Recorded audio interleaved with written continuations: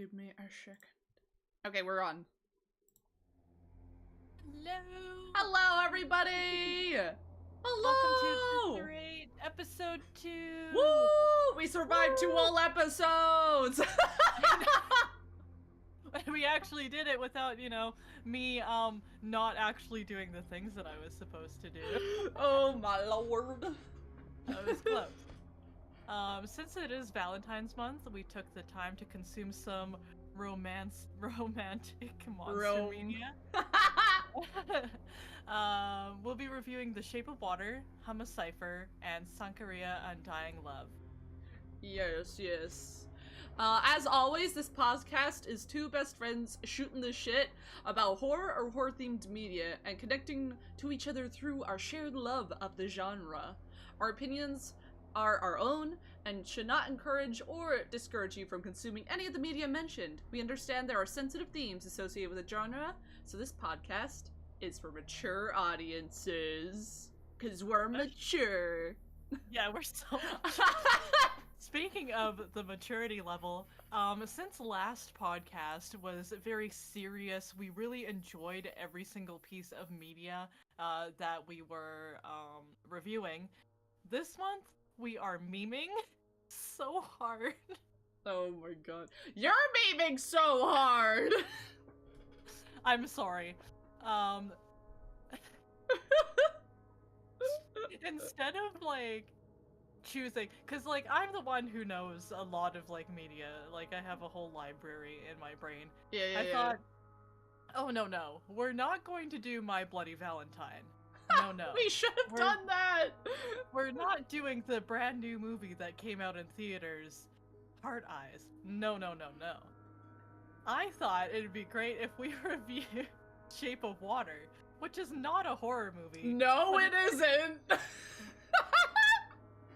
But it is, it does have a monster, okay?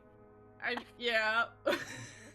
I have a funny story for when we get into The Shape of Water. Alright! Since we're already memeing, and by we I mean I thought it'd be great to make Wishy do a smooch or pass with monsters. Yay!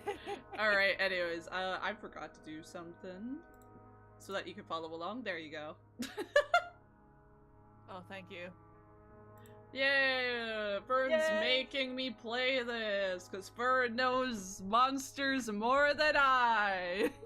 Didn't even pick good monsters. What? I don't. So Fern made this, just for, in the mood of Valentine's and all. We gotta see, I guess which monsters I would smoosh. Or smoosh. Yeah. Smoosh. Wishy wants smoosh. Or pass. Fern just made this this morning. I had a whole list. Okay, Wishy. I had a whole list. You had a whole list. Yeah. On here, I only have a good maybe handful of the monsters that I was going to put on here, and then I thought, one, Wishy probably doesn't even know a good quarter of these monsters. I probably do, but I'm bad at thinking of things, so if you show me something and I'm like, oh, that's that thing, and I forget what it's from all the time. So you could have added some of them probably. I probably would have known them eventually. And then another part of me was, I am running out of time, so I'm just going to I'm just gonna slap whatever I can grab and put it on here. But I mostly put the things that I think would be really funny. Okay. So these are the ones that were on my list, but never got put onto the list before we start. Alright. The Dark Lord Cthulhu. Cthulhu! Everyone knows Cthulhu, dude. I know, but I was rushed. I didn't get to put Cthulhu in there. Wow. Witches from Left 4 Dead. Oh, okay. The mole people from The Descent. Predator. Yo, Predator straight up smooch. For the real. mans can pull out spines. Have you watched? That's hot. Yeah, but he just like totally just rips it right out. I'm like, whoa. I know. I'm like, whoa, that could be me. I don't think I put Pyramid Head in there, but I have a funny story about why I have a crush on Pyramid Head. You didn't put Pyramid Head in there. I'm sorry. I was rushed. I mean, right away, that would be a smooch. That'd be my hand in marriage. When I was about 13, Wishy, and I watched the Silent Hill movie for the first time. Yeah? There's this one part where there's like this area where everyone thought that they were safe in. Yes. Kind of like a safe haven. And Pyramid Head was on the steps, like, right before it, and everyone was, like, rushing to, like, run away from him, and he grabbed this one lady. And he held this lady up. I remember this scene! I know what you're talking about! He held this lady up, and he took her clothes, and in one fell swoop, he just, like, ripped all of her clothes off, and then he stood there for a second, and then he ripped all of her skin off. Yeah, he stood there for a second like, oh shit, what do I do now? Okay, I guess your skin goes too.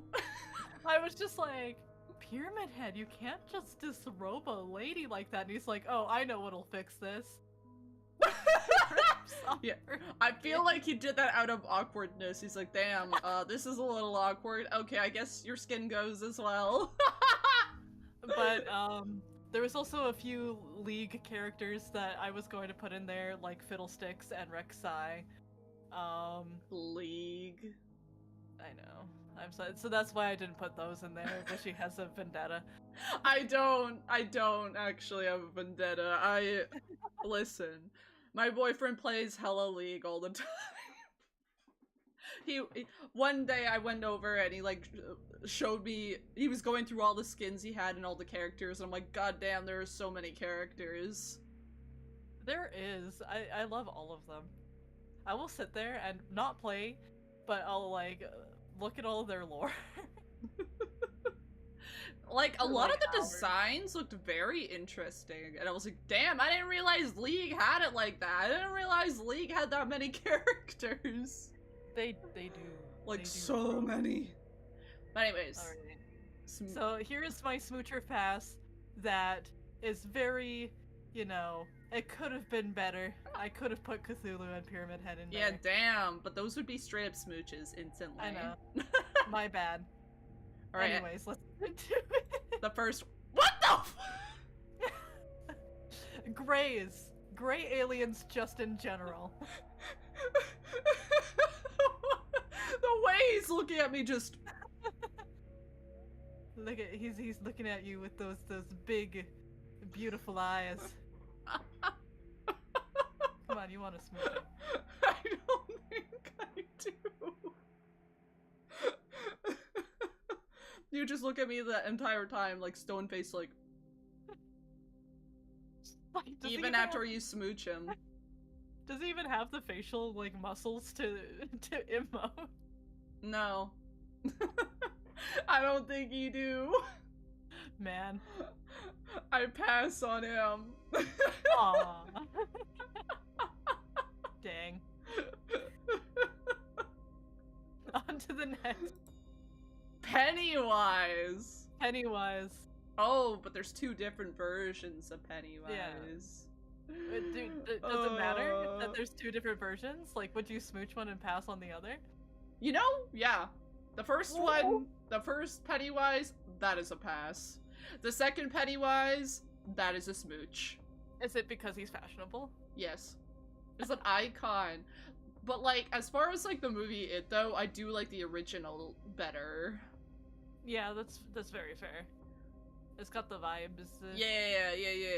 Like, it just hit different. It hit a little better. Even though it was still, like, oh my god, hi.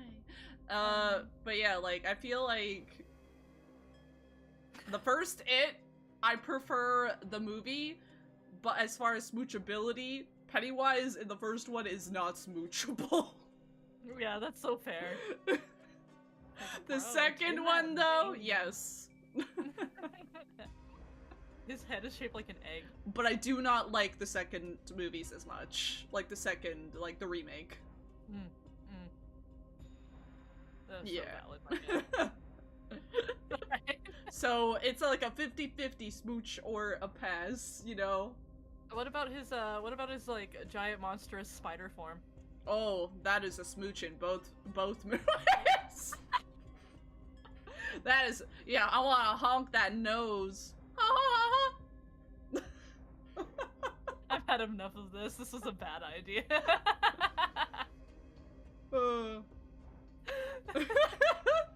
Alright, next. Oh, Nosferatu! Would you smooch Nosferatu even He though would he sneeze gets all gnawed over on? my face. He does Yeah, it all he the would- time. Okay, but he's so sweet. He is very sweet, but like, bro, cover your mouth and your nose. He just sits there like, spreads his arms and achoo! Right in your face.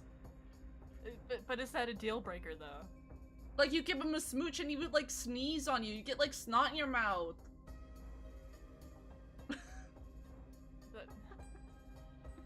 I feel like no for the smooch, but I would want to be his friend from afar.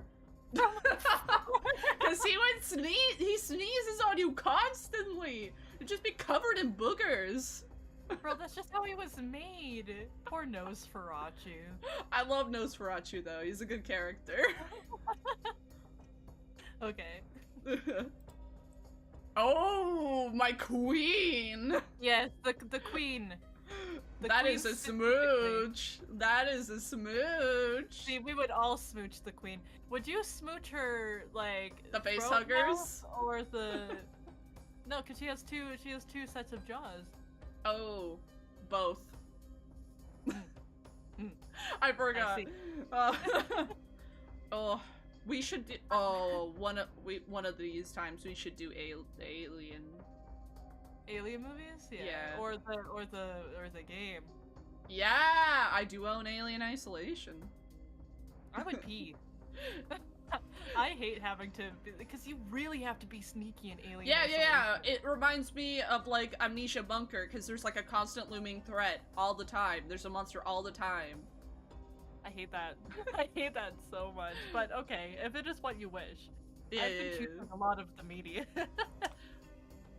Yeah, Alien Isolation I hear is horrifying. I do own it. I do eventually want to play it. Mhm. Oh, yeah. Isn't there like a new Alien movie coming out soon? I thought it did. Oh, I didn't know it already came out. I knew it was coming out soon.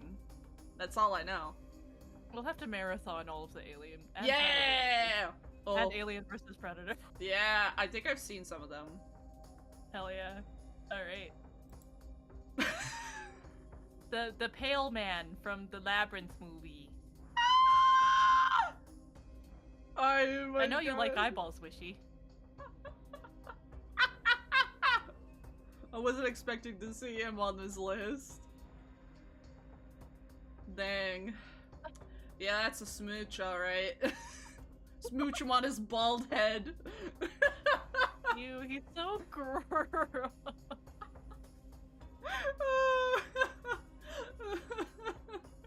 This thing has been in my dreams since I was 7. Oh my goodness. Oh, The Labyrinth. I remember that movie. I think I watched it in like school. In like Did you? science class. What are you doing in science? I don't know, in I remember watching it for the first time ever in science class. My school would just have random movie nights. You know Or what? random That's- movie times in the classroom. It was pretty great. It's pretty sick. It's pretty sick as all heck. A to be smooch honest. on the bald head. And that is all. Okay, Ryuk! Yes, smooch, smooch, smooch, smooch. Why? He's such a jerk. Yeah, but he's like... He's actually not that much of a jerk. I guess he's just vibing. He's just bored. He just wants to be entertained. That's really it. He's just Oh, no. bored. Is wreaking havoc and causing a lot of deaths and panic because you're bored not a jerk move, chat? Nah, I'm not a jerk move. Like, death is normalized for him. I Like, guess it's just he's the a way he was made. Shinigami. Yeah. So he's like a death god of sorts. So like, Beady little bug eyes. So does he even blink? I don't think he'd be able to even close his eyes if you smooch, Wishy. yeah, I'll keep my eyes open too. We'll just be like.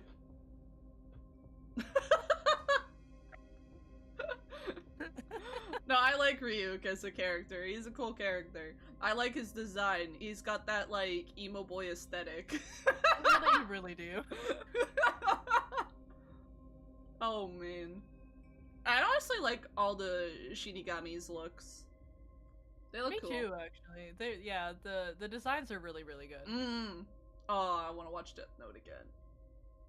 I got my mother into it. Anyways. What? Is that the Avon Kelly? Yeah, that's Ramiel. For me, this is my biggest smash. I just had to put.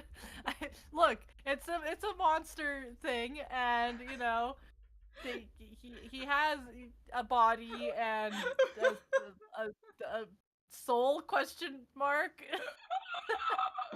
Yeah, sure. I'll smooch the frickin' triangle. Excuse me, he's a D8. Oh my god, fine, a D8. Sorry, is there a D8? A very acute personality. Look, have you heard the vocals? Okay. Oh my, it's been a while since I watched Evangelion. I remember we watched like all of it together when you lived with me.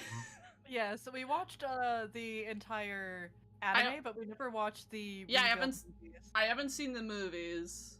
I'll have to do that with you. Yeah. But yes, I would smooch the D8. Thank you. Thank you. That's all I needed to hear. That's what this whole thing has been about. It's like a little mirror too. It's like you're smooching yourself. Oh my god. Bringing self-love to another level. Yeah, see, that's why you need to smooch this entity. Self-love, baby. Okay, Mr. X, but specifically this picture made me really happy. Oh, why is he looking at me like that? Just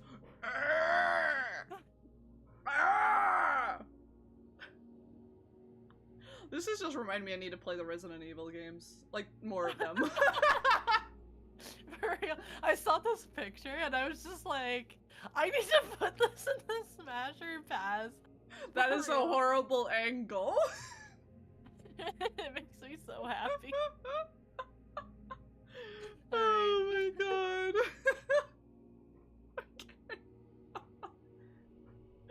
Mr. X. Would I smooch him though? He's ready, he's waiting for you. Yeah, maybe that's what like his smooching face looks like. Just Bro doesn't even have an upper lip. oh my god, he don't. He looks like he has no brain cells either.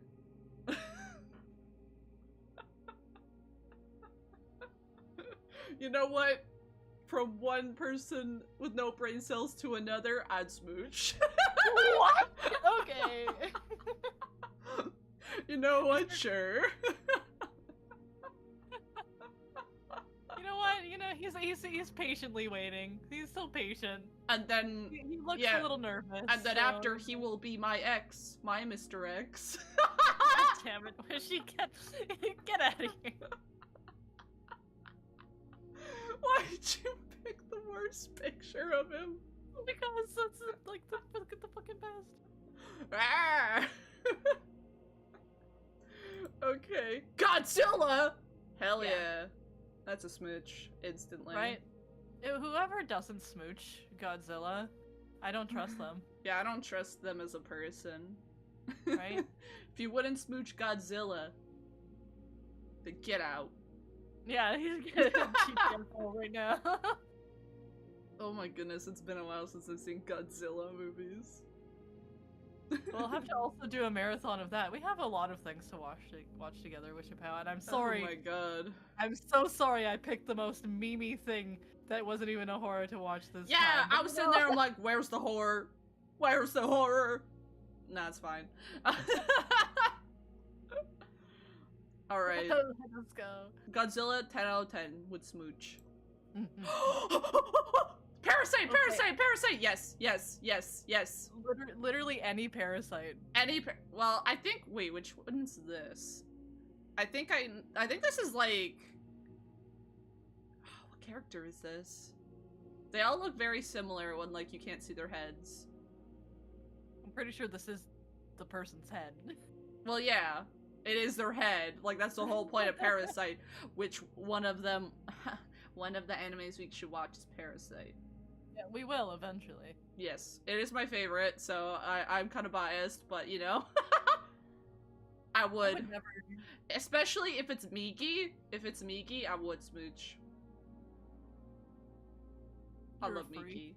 You're such a freak. Oh, I love Parasite. It's such a good anime. Yes.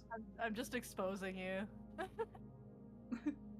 This is what this whole thing is about, is me exposing you. I think I do know what character this is, too. I just don't remember their name right now. That's fair. I still have not watched Parasite, so... I've watched it, like, probably 10 times. I know you have. And we're going to watch it an 11th time, maybe? Yeah! Maybe. The opening's such a banger. It truly is. I have it on my spoofy. It's beautiful. Alright, anyways.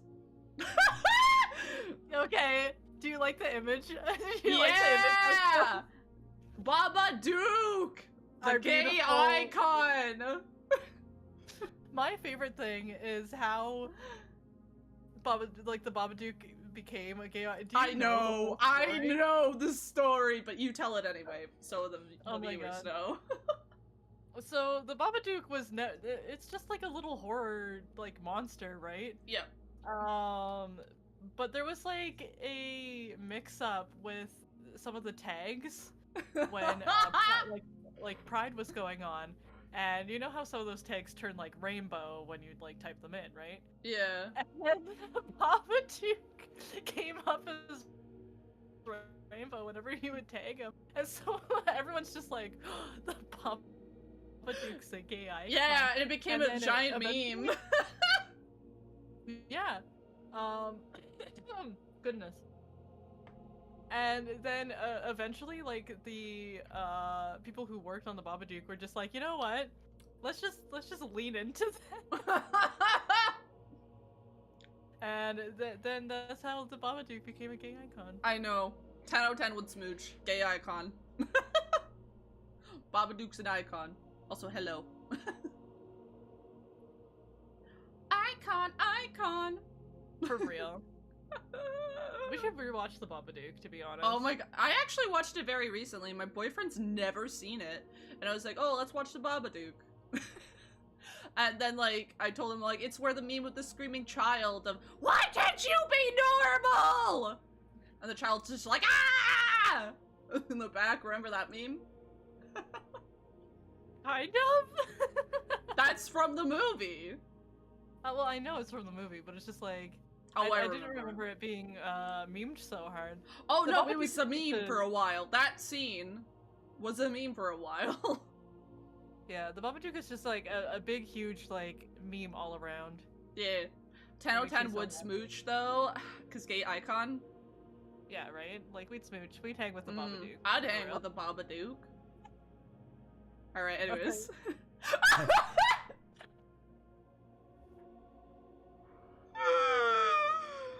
Oh my god. Yeah, with the Owl Oni. No. Look at him. His lips are so pursed and ready. I know. He's looking at me with those big old sparkling eyes. No, I would pass.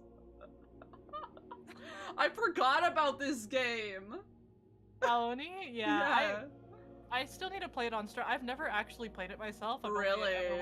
I've only ever watched playthroughs, but since it's an RPG Maker horror, I really want to go and play through it. I think there's the remake of it's on Steam. Right, I forgot that they did that. I think when it actually came out, the remake, I was going to stream it. Yeah, so it's on Steam. It's there. Well, I know what I'm doing next month at some point. Yeah, there you go. But pass. That's valid. Yo, Mothman! Baha! That's a smooch. Yeah. Again, like with Pyramid Head and Godzilla, if you don't smooch, then like, who are you? Yeah, who are you if you wouldn't smooch Mothman? If you like anything creepy, any cryptids, any horror things ever, yeah, and you don't smooch Mothman? Yeah, Mothman's like the most attractive. Look at him. His big red eyes. I could stare into them forever. For real. I want him to hold me in his big floofy feathery wings. Yeah, and also hello. Moths don't have. Hello. Beautiful. 10 out of 10 would smooch. You're welcome. The Monster House? No. Constance deserves love too, okay? No, I would be Constance's friend. No, I wouldn't smooch. Like, where would you even kiss? The porch? The porch, the dirty porch. The door, maybe even? Okay. Yeah, like I remember okay. Monster House. We can't smooch because she already has a loving husband. Yeah, exactly. Yeah. I respect their love for each other. Exactly. Oh my god, the freaking Monster House. I can't. You're gonna be so Oh disappointed. my god! The Thing. No. The It. No. The It thing, the Thing. No. That's a pass. Why not? Why not? What do you mean, why not? Look at it! I don't, what are you trying to say to me? You wouldn't smooch. The Thing?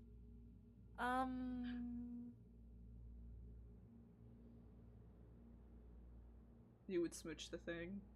I think I need a couple shots first, but yeah, probably. Oh, I haven't watched the movie still. I played the game. It was great. Oh, the movie's so schlorpy, but in like the best way. No, the game was a time. The game was a time. I was just shouting at my NPCs the entire time because they kept lighting me on fire. Oh yes. By the way, chat, if you go to Wishy's YouTube channel, she does have a edited video about her time playing The Thing. My goodness gracious, it was a time. It was very fun to watch because the real horror wasn't the things that were trying to kill her. It was the NPCs' stupidity. Yeah, they kept lighting me on fire. And, not following you, getting eaten, It was a good time. Yeah. But anyways, no, pass. Lame. Mike Wazowski!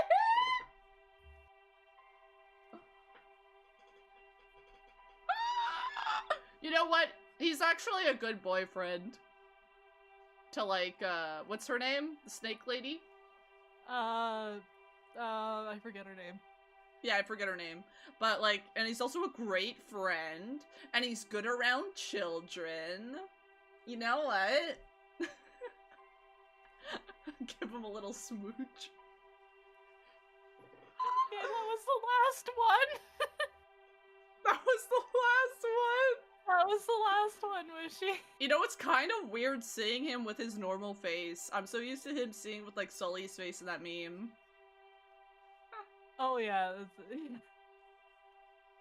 I know, right? Like, Micah's game. Mike Frick's heavy. Oh, with the VOD, is there any words that we're not allowed to say? Like, what do you mean? Can I say he fucks heavy? Don't use that word too much. But you can. Okay, cool. Yippee! Yippee! Mike Wazowski does Mike frick heavy. Wazowski! Man, I should have put her in here instead. Who? The girlfriend? No, the frickin' Oh, the slug lady! Mike Wazowski! I'd smooch her too. I would too, yeah. Yeah. But that was it for the smoocher pass? Yes, that was it for the smoocher pass, which was the warm-up for me and Wishy to get into our so we will actually start doing our reviews now. I am so sorry for putting you through this, Wishy. Alright, so the first category is we're gonna be reviewing Sankarea Undying Love. Which I literally just watched the whole thing just last night. It was a time and a half. Okay, so I'll go to the next slide so we can summarize it. I can summarize it. Do we want to like say all the writer and stuff? Obviously. Oh, absolutely. All right, written by Mitsuru Hattori and adapted by Studio Dean. Sankarea is about a zombie fanboy named Chihiro I can't pronounce. Furuya, who tries to revive his dead cat via resurrection potion. But a girl named Ria Sanka, in an attempt to commit unaliving, drinks it. The potion was made from a poisonous hydrangea, but fails to kill her. Following an argument with her father, she falls from a cliff and dies, but as a result of the potion, she becomes a zombie that eats hydrangea leaves to survive. It then becomes like a romantic comedy with Chihiro and Ria, and her being his new zombie girlfriend, which he really fantasizes about having a zombie girlfriend. Okay, now I'm trying not to like absolutely like burst out. I know. Okay, so the genres. We probably should have put more genres. But as far as horror, it only really falls under supernatural horror, like supernatural, like with the zombies. There were like more genres, like but including like the warnings, because there is like child abuse and stuff. Kind of just living. Man, what is the type of horror that I'm thinking of? Yeah, I should have. I had it written down, and then I never put it in here. But anyways, the warnings for this is violence, unaliving, SA, nudity, gore, child abuse, and zestual themes. Yeah. My goodness, is there a lot of nudity. It's an anime though, so. Okay. But anyways, now we can discuss. Now I can go off. You can go off! Started watching this. I thought, man, this has a lot of promise. Man, I feel like I'm going to get into this because like the first episode. I know, the first few episodes were good. But then it started to be just like really early 2000s kind of anime where there's a lot of fan service for no reason. Lots of booty, panty, and I know. I got so frustrated because like the first maybe 3 episodes were actually pretty good, and I was like, oh my god, this is so interesting. Like, I like this concept because, like, sure. Like, yeah, the main guy's weird, and he's like, I only would fall in love with an undead girl, or whatever, because he has a very zombie fixation, and horror fixation.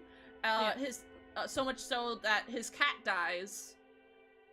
It sadly gets run over, like, in the beginning, and then he finds this mysterious journal, where he's like, oh, like had like this spell or potion to resurrect the dead, which I'm pretty sure his grandpa's like undead the whole time as well. Which makes sense with like everything. But then he tries to bring his cat back alive, and at this like abandoned hotel area. I think it was an hotel. No, not a hotel, Yeah, like bowling alley hotel thing. I don't know. it was a hotel, but in the hotel there was like A a bowling alley, yeah. and that's where he did all of his experiments to try to make this zombie resurrection potion.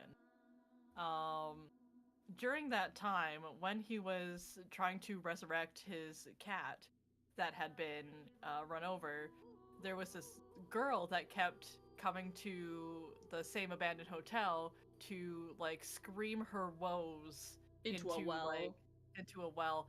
And what I really liked about like the first episode is they kind of show a whole bunch of like zombie movies and zombie Yeah. and it kind of gives you that whole like vibe.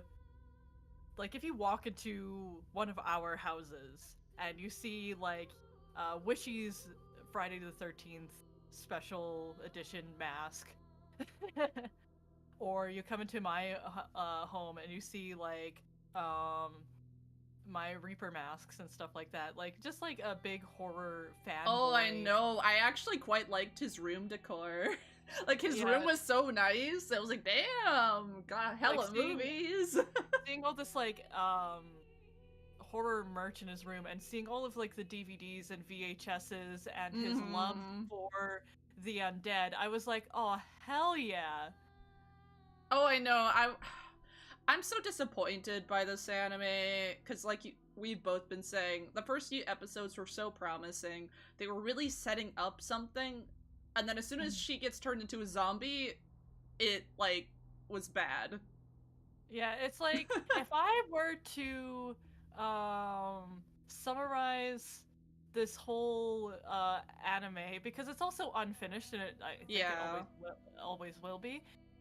If I were to summarize it in like one like big lump, it would be if somebody had a really terrible roleplay partner and they were trying to roleplay like RP like a zombie romance, but then that person kept like going off script and making a whole bunch of like drama for no reason. It's just like, yeah, but then my father is actually a really bad man and that's why I wanted to become a zombie.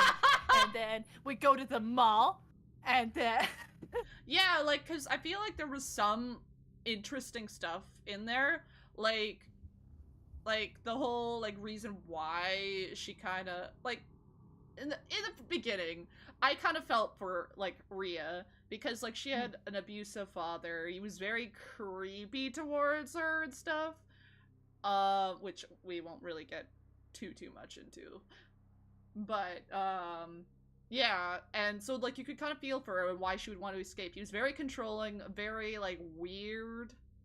Like, he kept trying to take pictures of her, and stuff. Well, watching throughout the whole anime, it's just I'm so disappointed. Well, so the reason why she's always coming to the hotel and screaming into the well is because of her father, right? And she's being abused by him. Obviously. Yes. He's taking very not great photos of her since she was very, very young. And he has this like lust for his daughter pretty much, and it's not great. But so because she doesn't want to be there, she obviously starts hanging around the hotel once she catches this zombie dude listening in on her. And they become friends. So while they're trying to resurrect his cat, they're looking for like a certain poisonous plant.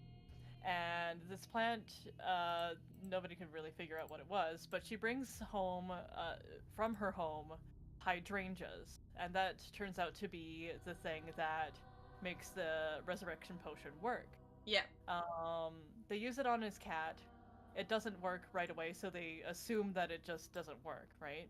And she stole some of it in a little vial because she wants to end her life. Yeah, because it's a poisonous plant. And so she takes it, and she does not pass, obviously. And so she kind of gives up and loses hope and stuff like that. Eventually, though, like, because her father is so controlling, and he found out that she was sneaking off to go and see this zombie dude, he wants to harm him. Like, the father wants to harm Chihiro, zombie dude. Yeah. So she panics and runs to go and find Chihiro to warn him. But she ends up, getting into an altercation with her father, falling off a cliff, and dying. But because she drank the zombie potion beforehand, she gets brought back, baby. Brought back. Oh, the moment when she got brought back was so cool, though. Because, like, she's walking up to Chihiro, because Chihiro's there witnessing what's going on. Like, after her father pushes her off the cliff by accident. Yeah. Like, he's witnessing it, so he sees, like, her walking towards him with her guts spilling out, going like, Chihiro! Yeah, it was really cool, and that was, like, when I was still really invested in me too! The story, because, the whole thing was, like, wild, but the setup was great, the characters were great, the way that her, the presentation of her turning into a zombie was also fantastic. It reminded me of just anything, like, creepy, spooky, like, your lover comes back from the dead horror vibes, and then it just goes downhill from there. Oh, I was so upset with how downhill it went, because I was like, oh my god, this is very interesting, because you can see her motivation for, like, wanting to be a zombie, and, like, you can see, like, his interest in the horror, and why he wants to try and make this potion, because he's trying to bring his cat back. Yeah, exactly. And stuff, and I'm like, damn. So, yeah, after that, it just turns into a rom-com, but, like, it wasn't even funny. No, it was more, like, fan service. I just kept trying to see, I'm just like, if they would do anything again with the horror or the zombie stuff, because when she becomes a zombie, she's like, finally I can get away from everything that was hurting me before, and I want to be able to live my life. And I thought that was very interesting, really cool, like, start to a story where she had to die to actually, like, feel alive, kind of thing. Yeah, right? And to feel free. Like, I liked that whole aspect of, like, she's like, I'm finally free, I can finally live my life. It's like, you're dead. No, for real. Like, that part was interesting, but living her life, all they really did is she just sat in his room and went to the mall once. Yeah, she mostly sat in his room. They didn't do anything. The whole time he was, like, thinking, man, what do I do to, like, preserve her? Yeah, because she's dead, so her body's decaying, so he's like, oh, damn, I gotta find a way to preserve her body. And, like, he learns that, eventually, that journal he found was written by his grandfather. Which, I mean, it's pretty obvious in the show that the grandpa's also a zombie. Like, Grandpa's pretty obvious. Grandpa's pretty green. Yeah, and he eats hydrangea leaves. Like, because that's part of it, like, to eat, and to help preserve her a little bit, she has to eat hydrangea leaves. So, like, the cat and her both have to eat hydrangea leaves throughout the show. Which I thought that was very interesting, because, like, you hear zombies like, oh, flesh-eating monsters. But then, like, that, it's like, oh, they're eating hydrangea leaves. But the anime did kind of leave off on that cliffhanger of, like, the next stage of, zombification. Yeah, because, like, where they left off, at the very end of the, what was it, 13 episodes? Yeah, it was a 13-episoder. Her father was going overseas to try to find some sort of cure or something for her. And, you know, they just kind of continued to do whatever they were doing. And now there's this mysterious, like, zombie hunter lady that is like, oh, zombies in Japan, oh, the next stage of zombification is when they start to eat flesh. I didn't even pay attention to that. I was just mostly focused on whatever they were trying to build up from the main story, right? Yeah, so no, that's what they were kind of setting up as, like, warning of the next stages of the zombification, because there's, like, that zombie hunter lady coming. Yeah. I did look into, like, what happens after, like, in in the manga? And stuff. Pretty much, like, there are stages where she wants to, like, feed on human flesh and stuff. Oh, wow, okay. So they actually do go that way. I was waiting for that. Yeah. But all in all, they don't really focus on the zombie stuff as much as like the just not even the romance. I don't even know which direction they're trying to fan service. Yeah, just mostly fan service and drama. The drama is crazy. The drama is ridiculous. Okay, can I say this? The father, what they did with the father, what they did with him, disappointed me so much. It was so ridiculous. It was basically like, oh, you shouldn't do that. And he's like, okay, I'm magically gonna leave you alone and let you do what you want. It's like, are we going to ignore the fact he's a creep? Are we going to ignore what he did? Apparently. Yes, that's what I hate so much about it, because instead of, like, this villain getting justice served or anything, everyone's just kind of like, oh, but, you know, it's kind of like, you understand that's kind of bad, right? And he's like, oh, that's bad? Oh, really? That's bad? Oh, really? That's bad? Yeah, he was like, oh, okay. It's like, hey, maybe, maybe don't do that. Instead of, like, being like, your child died because you were abusing her. It was, your child ran away, because you were controlling? Okay. Yeah. Like, I'm just like, I was so disappointed, because, like, I was expecting them to do something more with the dad, like, you know, make him pay for what he did, but he didn't. Yeah. They were like, okay, I guess we're cool with you now, and, bye. It's like, what do you mean you're cool with him? When the big, there was a big climactic moment where,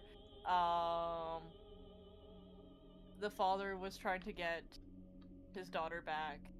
And he does, like, that's also a thing. Nobody cares that she died and came back as a zombie. No, they don't. They did not care. They maybe cared for a millisecond, and then they're like, okay. Like, whatever, she's alive. Anyways, I want my daughter back. I want my daughter back, you know, after, like, I left her alone the whole series. I want her back now. So, the drama and the climactic moment, the climax, where we are, fighting the father, because he's, like, the main villain character.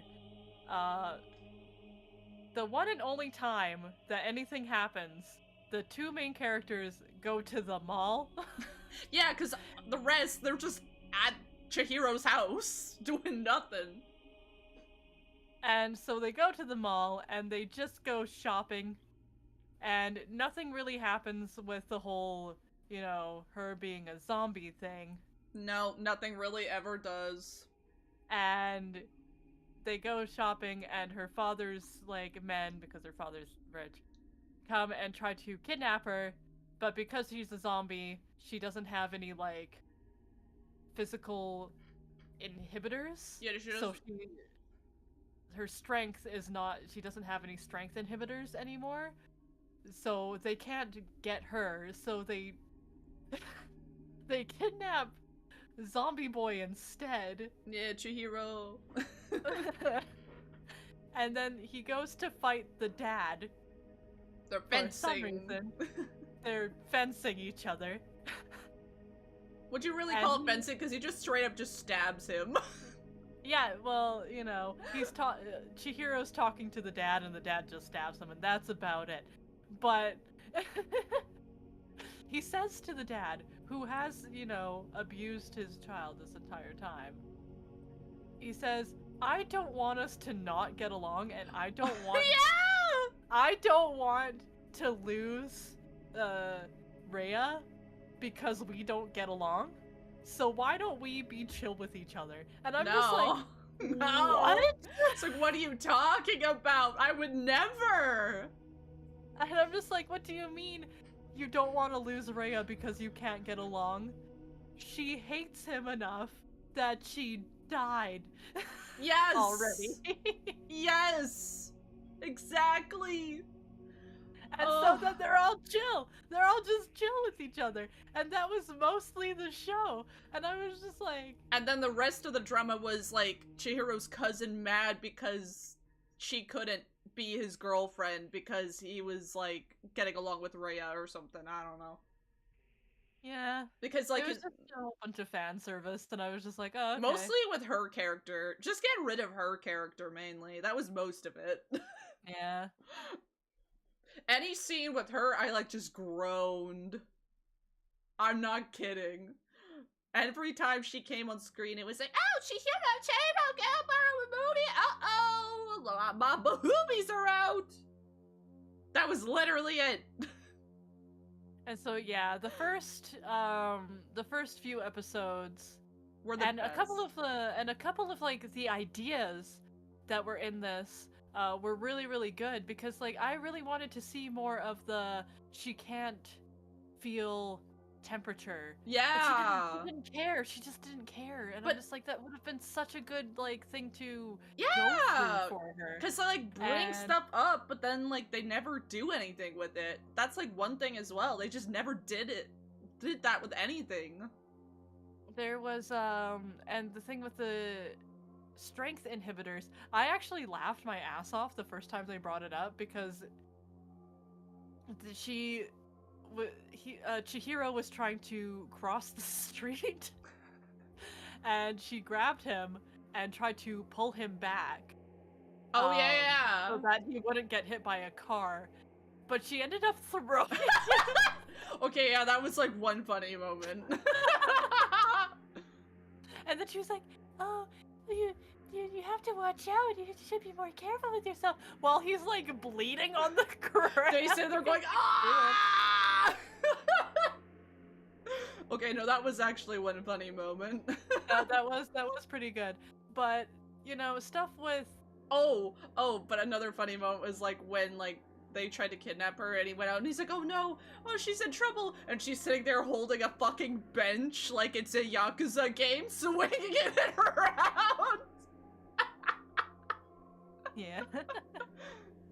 But with stuff like that, you know, I would like to see them do more with it. I know. And explore her, you know, when she became a zombie, she seemed very cool with everything. She was like, oh, I'm cool with not being able to feel temperature. I'm cool with not being able to feel, like, pressure. I'm cool with just, you know, not being able to feel pain. I'm cool with my heart not beating. She did not care about all of that. No. Which I did appreciate that she was just finally happy to be free. Yeah. But there was so much that they could have, like, really built upon with all of those ideas that at first I was very interested, and then they never did anything with any of that stuff. So yeah, it was, for me, an experience where I went into it curious. I started out really impressed. Yeah. But then I came out of it disappointed. disappointed, not because I'm just like, oh, this sucks, but because it had so much potential Yeah. that was not used. Yeah, there was, like, they set up interesting ideas, but they never did anything with those ideas. Like, the plot in itself, like, it sounds interesting. It's like, oh, that's cool. But then you watch the show, and you're like, where's all those ideas? Right? You're You pointing didn't do things out, you're anything. just like, what about this? What about this? Why doesn't she just use that? Why are we only, like, fixating on... Because I understand why they wanted to do, them going out to the park and them going out to the mall, because she wanted to experience things that... Like a teenage girl, regular teenage girl, because she's never experienced those things. I get that. But they didn't do it in a way where... You didn't care. Yeah. Because even when she did, like, go to the mall or something, she wasn't, like, as excited as I thought that she would be. There was no really, any exploration of... No. You know, I haven't done this before, so this and that. It was more like, I like this because I haven't done it before, and that was it. Yeah, exactly. So, yeah. For the most part, Sankarea, great idea. The execution was not it. Maybe the manga was somewhat better. I really doubt that I would want to read it just because of the amount of fan service and unnecessary... Yeah. No, I agree. Because it's not really the genre that I would like to go out and read, because I get distracted, because some of the points when, let's say, when she was very zombie-esque because she hadn't eaten her hydrangea leaves, so she was kind of not herself, she was kind of going a bit crazy, and I was like, okay, cool, I'm really into this, I am watching this scene, I want to know what happens in this scene, and then I get blasted with just, like, panty shots and stuff, which I know! It ruined everything for me! Breaks me out of that immersion that I was in. Yeah, because, like, she was in her zombie schmutz, you're like, oh no, she's gonna eat someone, oh no, this, and then it's like, nah, she just, like, kissed him, and, you know, did some weird stuff. And that's about it. Right, so it was very confusing for me, because sometimes the tone was more of that kind of, like, curious, creepy... Yeah. I want to, like, know what's going on because, like, this is kind of freaky. But when you have that tone and it just shifts to gags... I know, it's like tonal whiplash. It brought me out of it. I'm like, oh, I don't really care what happens at all in this show anymore. And for real. And so that's all I have to say on... I think I said all I wanted to say about this. Would you like to go on to the rankings? Yes, we shall. Okay. So,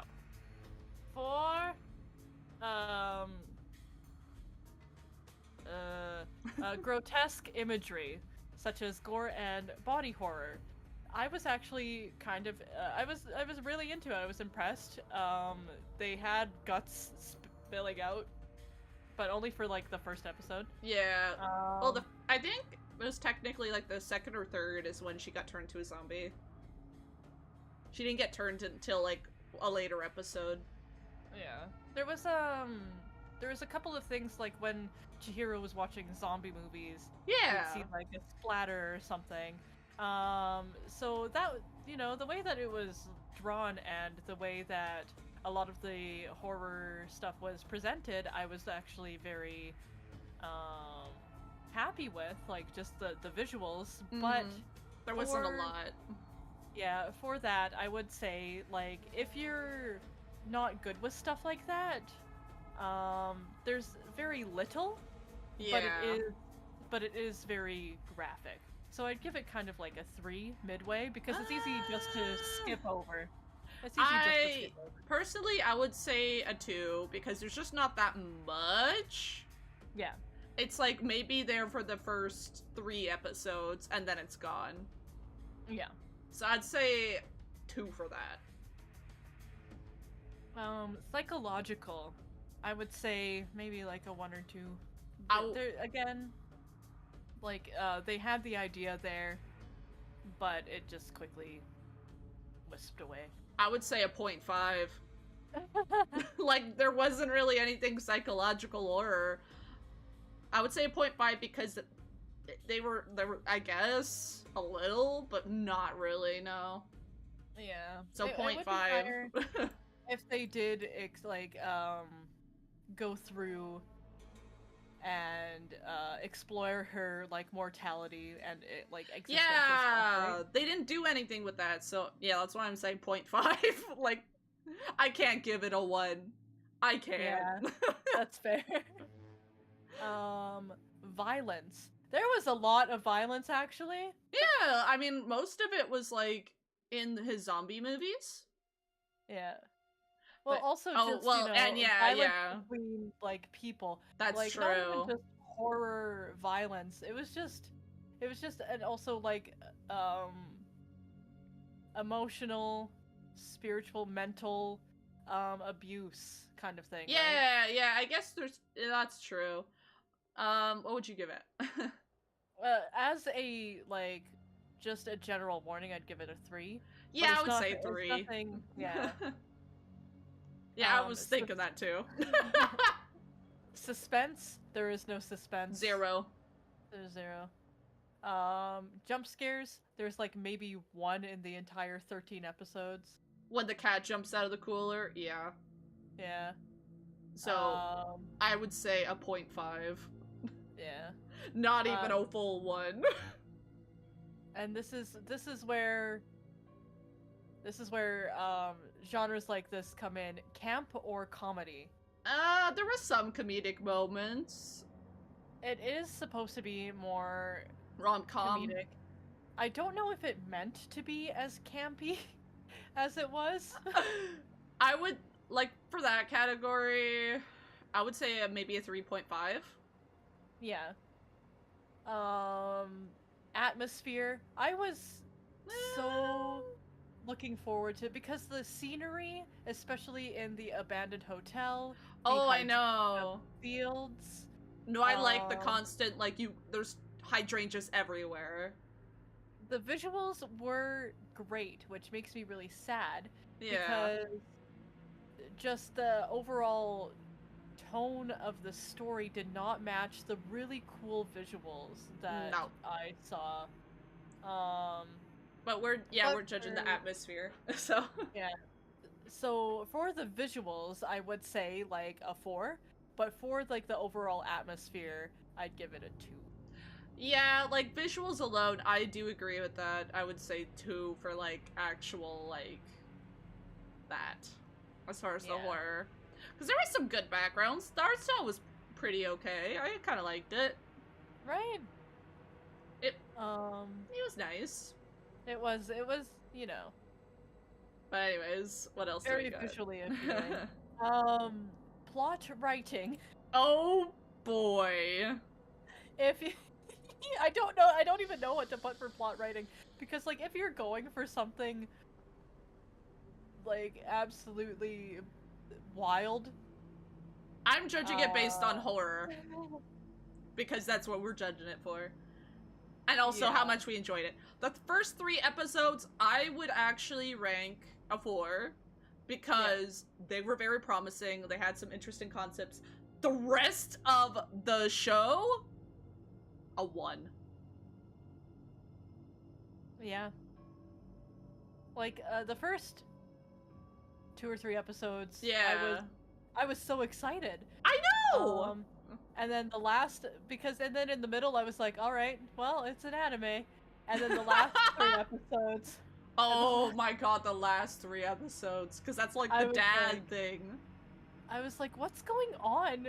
I hate this. And the last episode was like from the POV of the cat. Which was also wild. So it's like, huh? Yeah, I would give it a 1. Yeah, 1. Yeah. But if it was just solely on the first few episodes, I'd probably give it a 3.5 or a 4. Yeah. But overall, 1. Yeah. And now the overall ranking for Sankarea Undying Love. Wish you go first, I already know mine. 1.5. A straight up 1. I'm saying the 0.5 just because of the first few episodes. Yeah, okay, no, that's fair, because it was really exciting to watch the first 3 episodes. Hey, you know, some people, when they go through and they are looking at anime to watch, and they'll just like, oh, I'll give this, like, an episode, Yeah. oh, I'll give this, like, a couple of episodes to watch. When you watch Sankarea, and you are giving it a couple of episodes to watch, and you watch those couple of episodes... Then you're like, oh my god, so cool! And then you get in and you're like, this sucks! It poo-poo! I am sorry. I am so sorry. No. Anyway, that is it for our first category. Horror movies with good plots are rarity. I mean, there's some. There's a lot. Actually, no, I can't talk about my favorites. We have to do that on a different episode. Yeah, but we're gonna do a quick break before we get to our next category. We'll be doing breaks in between each category. I think that's fair. That's kind of what we did last time. Yeah, absolutely. All right, going to get some water. Yeah, Peace. go get some water, go pee, go do whatever, get some snacks. So be right back with our next category.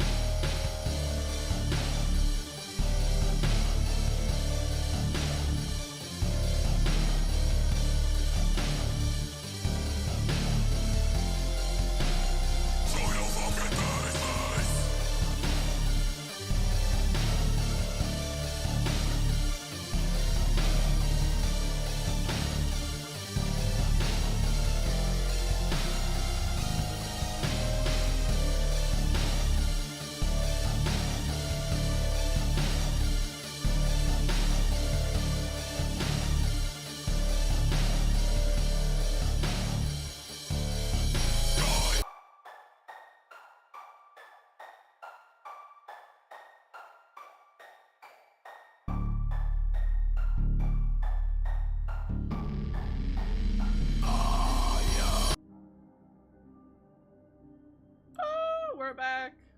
Hello. I got myself an everything bagel. Everything Everyone- bagel. Oh my god. Oh my god. You got an everything bagel?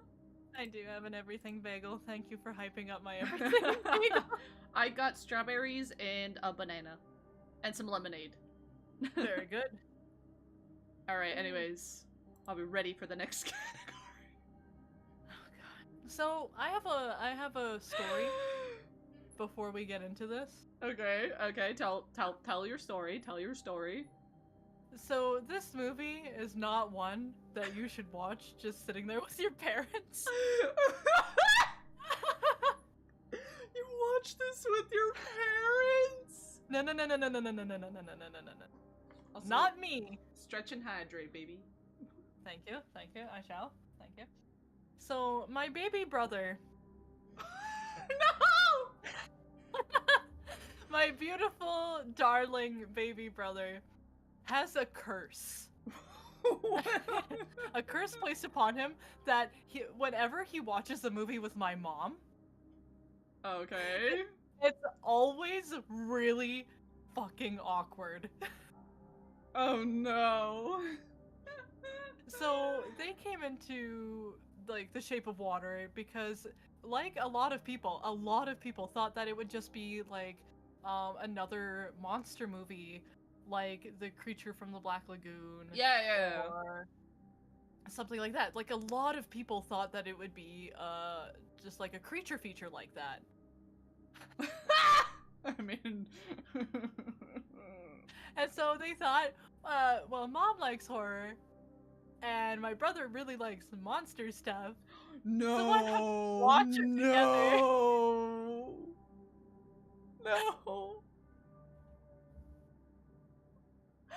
Like, I mean, the movie wasn't that bad as far as stuff, but like with your parents, yes. It's just really awkward. It's just really, really, really awkward. Because this movie has a lot of diddling.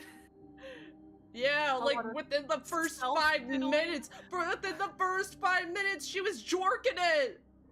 And I'm like, what the hell? So I thought that would be really funny to just say that, like, my poor brother never has any luck choosing movies. Oh no. And so when I told, because like I talked to them separately about this, right? Yeah, I was talking yeah. to my brother the other day, and I was just like, "Oh yeah, I'm doing my podcast." And he's like, "Cool. Which pieces of media did you watch?" And I was like, "Oh, well, we're doing The Shape of Water." And he goes, "Why?" He has trauma with The Shape of Water. He has trauma. And then I told my mom yesterday I was talking to my mom, and she's just Yeah. like, "Oh, what are you watching?" I'm like, The Shape of Water. And she's like, "Oh, Oh. I didn't really like that one." I had the misfortune of watching it with your brother. Because it's one thing watching this movie alone, and then it's another thing watching it with a family member. And I was just like, "Oh my god, you poor souls." So the most horrific thing about this movie is the bonds that it breaks along the way. Yeah. Oh my god. Like Rest I in was. pieces. Oh. Anyways, let's get into it. Yeah. Anyways, do you want to read the summary and such? Yeah. There you go. Alright, so, directed by Guillermo del Toro and co-written by Vanessa Taylor. The Shape of Water. Whoa, my screen did a thing. Anyways. It doesn't want you to read Shape of Water. There we go. The Shape of Water is about a mute janitor and artist named Elisa that works in a high-security government facility. She ends up developing a special relationship with the top-secret creature they have contained in the facility. Learning that its fate is in the hands of a corrupt and hostile government agent, she takes matters into her own hands. I don't think she's an artist, though. That's her roommate. I shrug. But anyways, You can read the genres and warnings. So the genres is a lot of people hoped that it would be a creature feature, and I guess it kind of is. It features a creature, but not It in the way you expect. Thriller, dark fantasy, and romance. The warnings, just like the last one, there's gore, violence, body horror with like the gore stuff because of the guy's hand. Yeah. Essay, nudity, zestual themes, and interspecies relations. Is it really though? A lot. It's perceived. That's true. Awesome. Well, let's talk about it. Anyways. I literally woke up this morning and I was like, okay, I gotta watch this thing. I was in my bed watching this on my phone. And I'm sitting there, I'm like, oh, okay, you know, she's vibing on the train. Oh, she's in the- oh, okay. Within the first 5 minutes, she's jorking. And I'm like, oh, well, start a movie. what a way to start this. Wow. I will say, as a horror movie, it's not really a horror movie, so... No. The only thing making it anything horror is the creature. The fishman. Baha! But even still, like, he still looked very human, anyways. Yeah. What was I gonna say? I do like her roommate. Yeah, roommate's pretty Yeah, cool. he's pretty cool. He got a lot of cats. I do like cats. Yeah, I was upset. So, like, there's this... I guess this is also a part that's, like, kind of more horror, I guess. But they didn't really play it off as that. There's a part where, like... well, this is kind of further along in the movie. Where the fishman is at the... Eliza? Is that her name? Yeah. Yeah. At, like, her apartment with her roommate, and the roommate's left to watch, the monster. And he falls asleep, and the monster sees one of his cats and hisses at it. And they're hissing at each other, and then, the roommate finds him eating the cat! And I was like, no! I was so upset. Yeah. I was in bed with my kitty cat Sage. I had to make her look away. I was like, Sage, look away. Look away, my baby. Just, oh no, not the cat. So, another warning, we should have put this in the warnings. Cat warning. Cat, the bad thing happened to Cat. Bad thing happened. Yeah, because as soon as I saw him look at the cat, I'm like, oh no. Don't do anything to that cat. Well, And it's a creature, right? Yeah, So... like, I understand, but still, I was like, no. So... Am I in danger? But anyways, as far as a movie, it's an okay movie. It's alright. When it came out and everyone was freaking out about it, I was just like...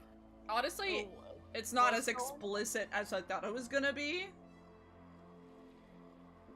Like... It was just a little bit of, like... It's just, you know, a little bit of, like, shock here and there. For some reason, with, like, thriller types, let's just say, let's bring up an example of, like, Saltburn. Oh my god! A lot of the Do time... not like, bring that up! Don't bring up Saltburn! Oh my god! I feel like they bring in this, like, kind of, like, zesty, just, like, pops of, like, zesty themes to the kind of, like, for some people it's like a ew factor or a shock factor that doesn't really get me. I just kind of get confused. Oh no, like, The Shape of Water didn't really have much of a shock factor for me, but Saltburn? Bro! I remember watching that with my boyfriend. And I was just like, is it like, am I just misinterpreting or misreading the tone? Is it supposed to be, like, a very sensual movie? Yeah, well, yeah, like, with The Shape of Water, it felt like it was supposed to be very sensual, like, Yeah. throughout. Like, Yeah. I kind of like the build-up of their little relationship. That was cute. They're pretty cute sometimes. Well, no, it was cute, because she, like, left him a little egg, and he's like, oh, I got an egg. Like, it was,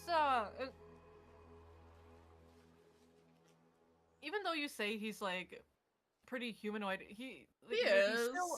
He's still, like, a creature, right? Yeah, kind of. He's still going after the cats. He's still, like, you know, with the thing with the egg, he's just like, ooh, you know, like, I don't know. It was still, it felt off, you know? Yeah. Like, I was kind of disappointed he wasn't more monster-ish. Like, sure, whatever, you got scales, but you're still, like, human-shaped. Right? Like, he so was you want him more you wanted him to be- monstrous. You wanted him to be grotesque. I wanted him to be more of a, like, an actual monster. Like, sure, he was a fishman, but, like, he was literally just a human with scales. And, like, his eyes blinked a little different, and that was really it. So it's like, oh, wow, you're not... whatever. But I think that's the point anyway, because the main character, it's revealed that, like, she's part fish person. Because, like, in the start of the movie, you see, like... I knew she was going to be, right from the start, because you see, like, on the sides of her neck, there's, like, 3, like, little scratchy marks. Yeah, she has, like, what we think, or what we could perceive as, like, gills, and also she's mute, right? So... Yeah, and Fishman's mute, and, you know, obviously has gills. And then they went in further with the, oh, they have 2 different ways of breathing. So it's like, oh, it's pretty obvious she's a fish person. Like, at least half of one? Or something? I kind of wish they explored that more, because it was just kind of revealed quickly at the end. Right? Yeah, yeah. But I mean, it was just kind of a thing. Like, that's how they, like, communicated so well with each other. Yeah, I just wish they, like, did more with that. Like, it was pretty obvious that she was going to be. Yeah. But I just wish they did more with that. But it wasn't meant to be that type of movie anyway. Yeah. So basically, with the movie, she's like visiting this thing in her workplace. She, like, brings him eggs sometimes. They develop, like, a bond. And so they kind of, like, have, like a relationship going on. And eventually, the evil general guy... I call him Mr. Pee-Pee Hands, because he don't wash his hands after he pee. Oh yes, Mr. Pee-Pee Hands. That's what I called him. That's all what I thought. I don't even know his actual name. He wants to, kind of experiment on the creature and, like, dissect him. Oh, yeah, like, dissect him. And so, obviously, dissecting him will freaking kill him. And so, Elisa is just like, we need to get bro out of here. They take it to their apartment. Her and... I haven't watched it in a while. So her and her roommate, and there was also a Dr. Holston, I think his name was, that, like, helped. Because, like, there was a whole thing on the side where he was working for the Russians, because he's Russian. Yeah. And, like, the whole thing, why they wanted the monster, they were like, we're gonna send this to space! We're gonna send it to space! Because, like, I don't know.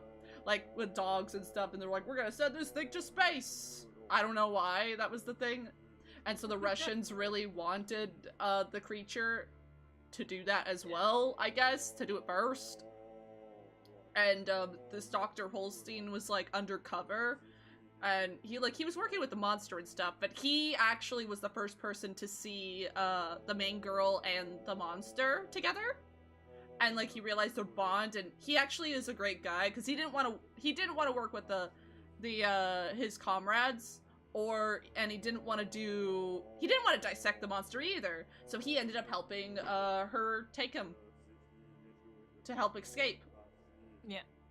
So yeah, there was, like, the whole thing on the side of, like, oh no, the Russians, like, you know. Yeah. Of course, because it is set like in kind of like the Cold War times, It is, but yeah. but also in a fantasy setting, kind of. Yeah. So after they like kind of like get it to the apartment, the general guy is kind of like he has to go through like this investigation into the disappearance of this thing, and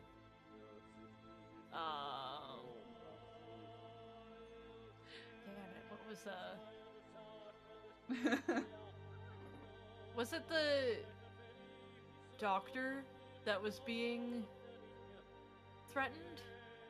Yeah, the doctor was being threatened because the general guy, Mr. Pee-Pee Hands himself, like, was suspicious of him because he didn't want to kill the monster. He wanted to let the monster live because he's like, he can experience things. He has feelings, he has emotions, like, oh, he's intelligent.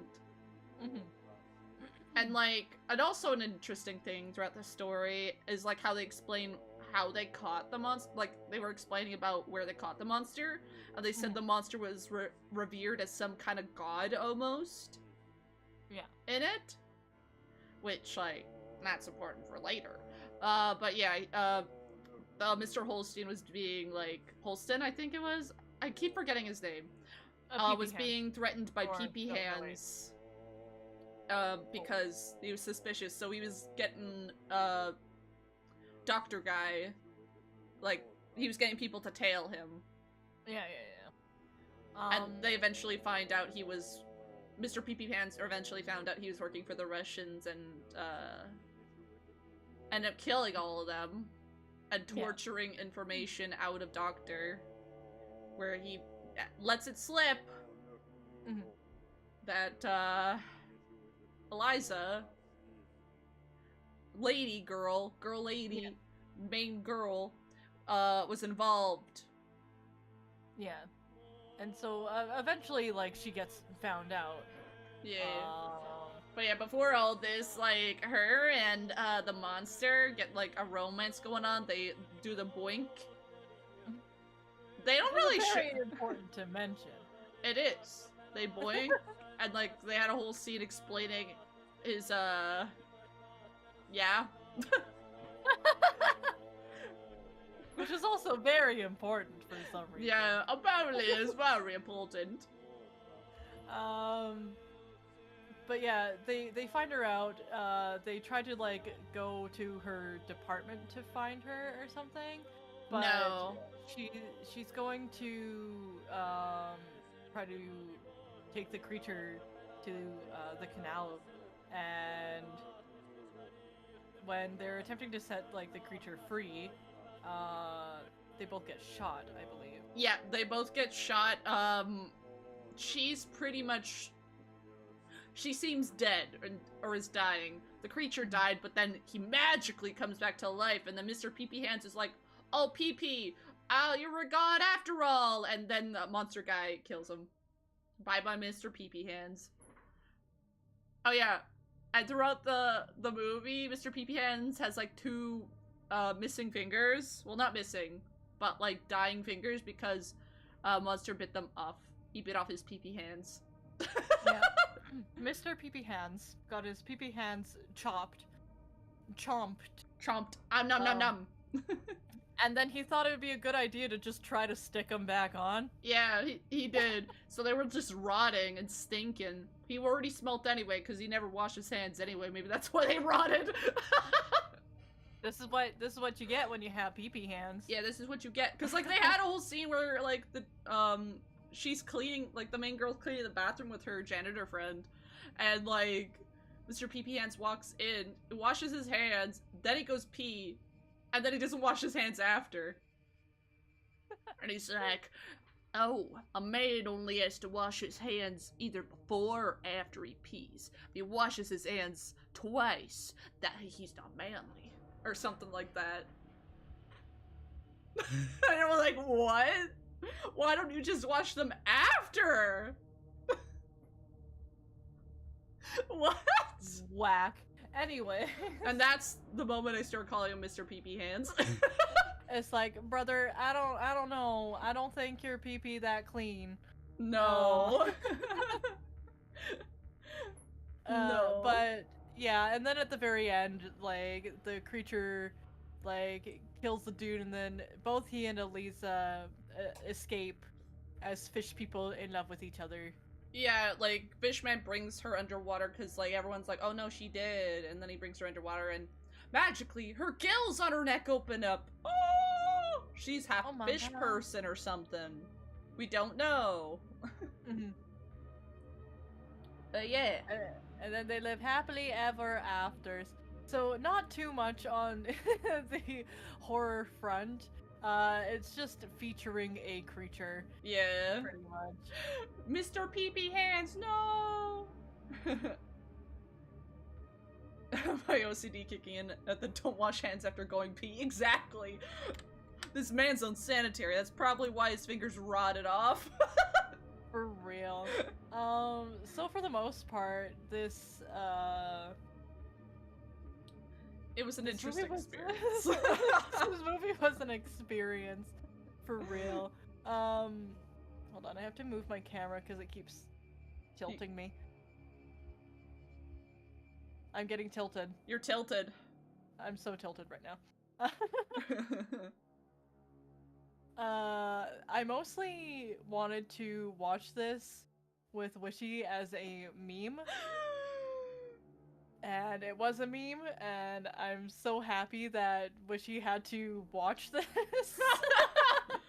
I mean, it was a lot tamer than what I thought it was going to be, but I mean, I wasn't expecting 5 minutes in, you know, her to, you know. Yeah.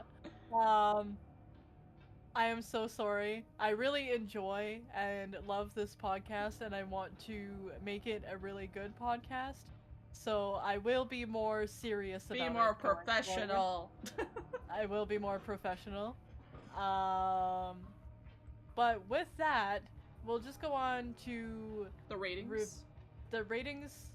And then we'll go on to our game, which we are actually very serious about. Oh, yeah. We'll talk about it when it gets there. Yeah, we love it a lot. And I can't wait, because, like, the Sankarea for me was serious, and same with Homicipher, but this wasn't a serious one for me, and I apologize. No, that's fine, that's fine. But anyways, the ratings, Fern. Yes. Sorry, I'm eating my everything bagel. Oh, you're an everything bagel with everything on it. Yes, I'm very serious right now. Very serious. You're so serial. It's kind of crazy. Grotesque imagery, such as gore or body horror. There wasn't a lot. No, not really. There was Pee-Pee Man's hands, and that was Pee-Pee Man, so I would put that as, like, just a 1. Yeah, I agree. Just a 1, because it was really only his fingers. Yeah. No. Actually, I'd bump that up. I'd bump that up to a 2, because the cat. Oh, because, yeah. Okay, there's the cat thing. We're bumping it up to a 2. Yeah, I'm bumping it up to a 2, because the cat and the fingers. But yeah, 2. Yeah. 2 is pretty good. Psychological. There wasn't really anything psychological about it. I would put it a 0 for that. To us, like, it's not something big or anything, but to other people who are not really used to, monstrous things or, actual, like, big psychological, drills in, like, the mind, I would say for some people it might be a little bit, existential, because there is that kind of, like, guess aspect to it. I guess, like, so the monster. Yeah, I would say 1.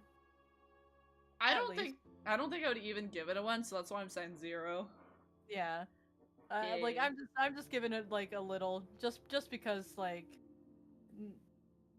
there are some, like, different feelings out there, some, like, nuances, but yeah, very low. Yeah. For violence, There was. Hmm. There was violence. There was a lot. What do you mean, No, I said, guy I said, because he got his fingers numbed, and, also, you know, the guy's getting shot, and also, like, there was a significant amount of violence. Yeah, the cat thing was violent. The cat! Fishman killing the guy at the end was also violent. Yeah, like, there was violence. I'd say 3. Like, just, you know, in the middle. 3. Just a baseline 3. Yeah. Suspense. There was quite a few suspenseful moments, I would say. Yeah, but, I would personally probably just say a 2. I would also say a 2, but, like, we're trying to rate horror here. Yeah. So, like, when it comes to that, it's nothing. But there are, like, some moments where you're just like, oh my god. But it's kind of just tension. Actually, I'm lowering my rating to a 1. Because there wasn't that much suspense for me, personally. Yeah. I'm still just gonna give it a 2. Jump scares? Not really. Like, there were a few moments where it's just kind of like, maybe the moment, like maybe the first moment, like, Fishman appears, because, like, she put her hand on the thing and was looking, and his, like, hand went BAM! On the thing. Yeah, pretty much. I would just say, like, a 1 or a 2. I'll say a 2. Yeah, I'll say a 2. Jump scares, we just did. Camp or comedy? Not really. No. It was more of just, like, a romance, like a dark fantasy romance. Yeah.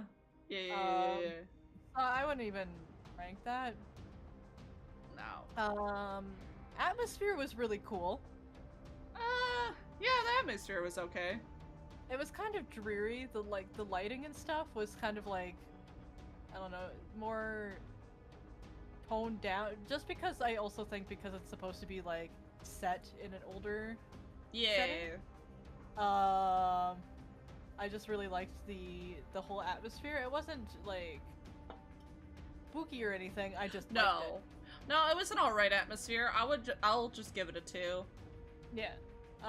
Plot writing, it was really good. I'll say, like, a 2.5. Yeah. But for what we do, a 2.5. Yeah. And overall, I would give it, like, a 2. Yeah, I would actually also give it a 2. Like, it was an okay movie, like, for a movie, but as far as horror, no. Yeah. If we're rating it as a horror movie, I would personally give it a 1. Like... But as a movie, a 2. For this, I think, one of the reasons why I also wanted to pick it is because so many people wanted to see it as, like, a creature feature, right? Yeah, no, I agree. And a lot of people, like my brother and my mother, did go into it thinking that it would be. So that's also, like, kind of why we do this podcast, is, like, to review things that people might want to watch as horror. Yeah. And because it is just, like, what it is, and because it was so big, I feel like a lot of people do know now that it's not a horrific movie at all. Yeah. But, just because it has a monster in it does not make it, like, a horror movie, no. Yeah. So yeah, just like, a good old 1 or 2. It's still a really good movie, it's just not what, some people may think it is while going in. Yeah, I agree. Mm-hmm. Well, that's our ratings for that one. Yippee! Yay! So we're gonna do another break, because breaks in between each category, and then we're gonna go on to our game, and then that'll be all. And then our final words and such. We're very excited. Yeah, I am excited about the game. I am excited about the game, so we're gonna do another I can't wait to rant. Oh, me too! But anyways, everyone go get a little bit of water and stuff.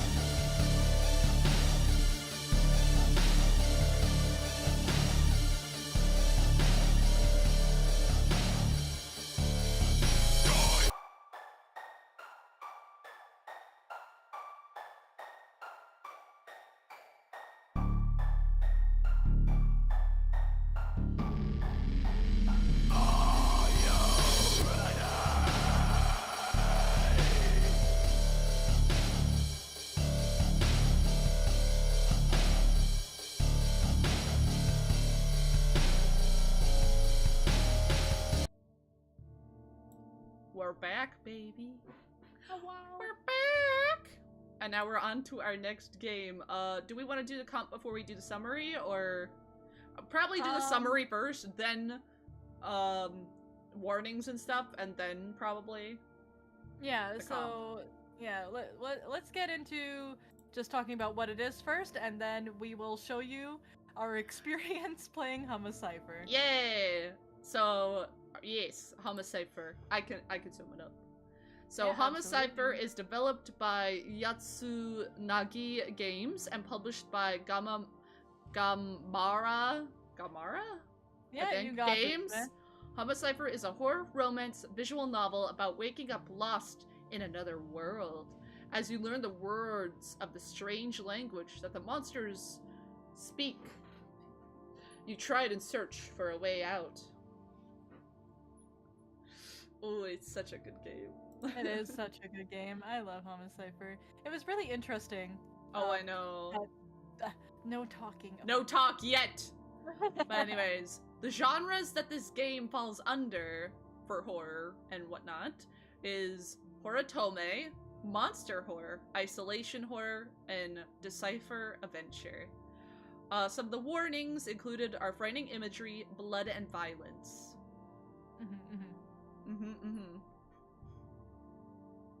Yes, indeed. But before we continue to the discussion, I have a clip comp composed of clips of Fern and I's experience with said game. So I'm gonna be switching over to that right now. This place looks bad. Let's go back. Should I go for it? Oh wait, yeah, there's a save. You're smart. You're so saucily smart. But now let's try and see if we can die. Oh! Okay, we can die. Hell me. I think speaking English.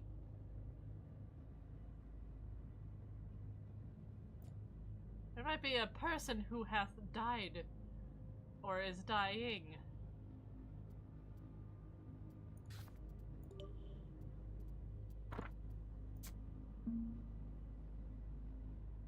I love how it's giving me the option again.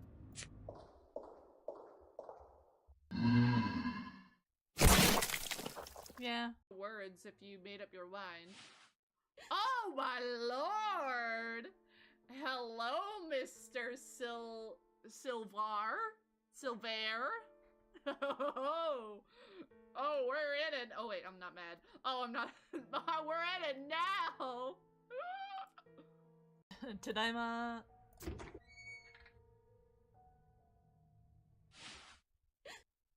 Hi. Hello.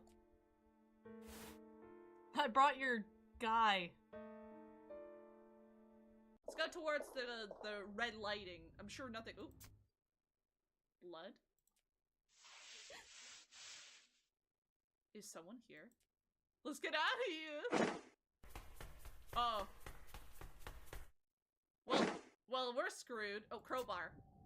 There's a crowbar here. Yeah, get that. I obtained a...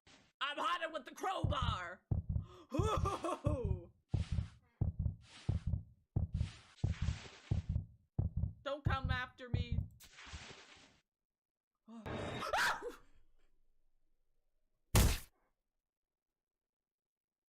I hit him!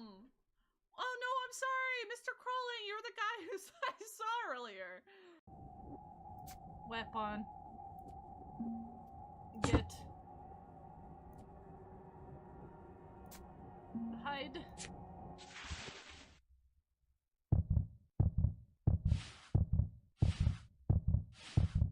Oh.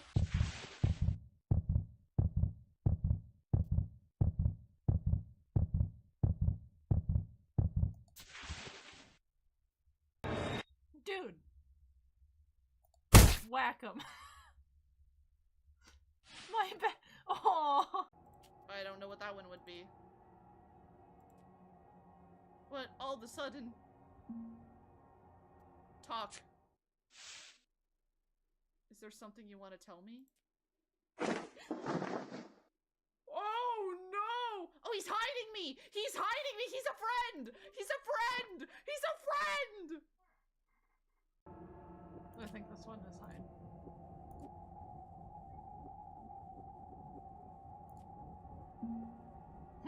Angry. Hold on, let me just... Angry. No, I didn't mean to slap him! Oh, oh no.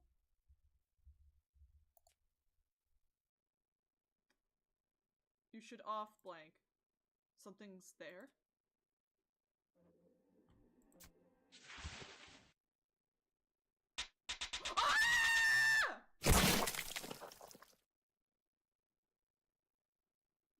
Drop dead. Danger appear. Oh, you should not.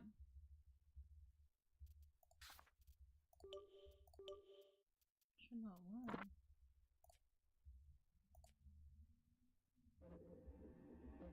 Hello?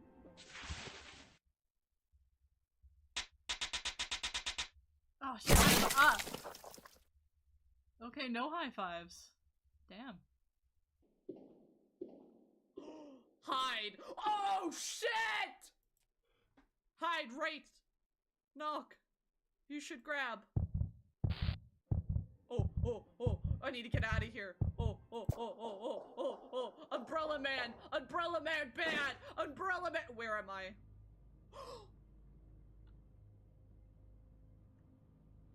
No!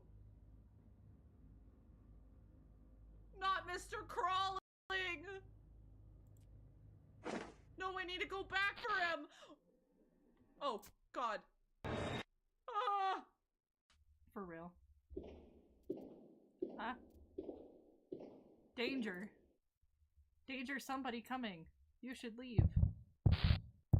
I should leave. I should leave. I leave. Where's Mr. Crawling? My husband! You're not my husband. Metronome. Go faster. This is probably gonna be a death, but blank blank.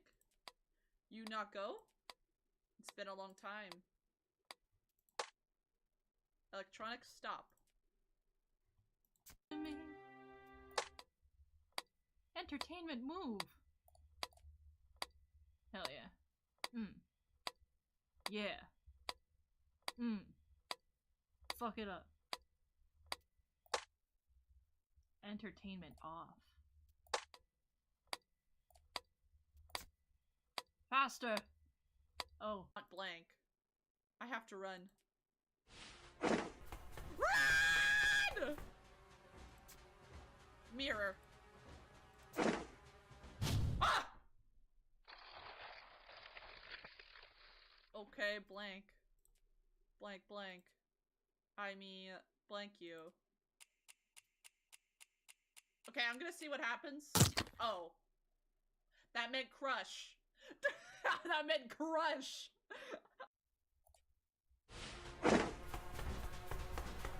Yeah, no way. Mirror. Oh, frick.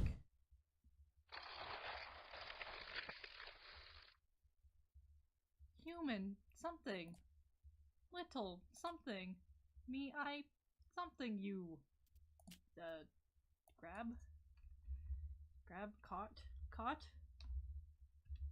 Caught? I caught you. Yeah. Yeah, get the... Ah! Yeah, little bow. Okay, I will sleep. I guess it's important to take breaks every now and then. Please don't kill me. You blank? Blank? Oh no! You not blank awake. Oh. I guess we just get a forever break. Nice.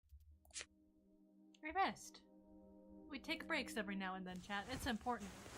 It's important to take breaks every now and then. You rest. Me rest.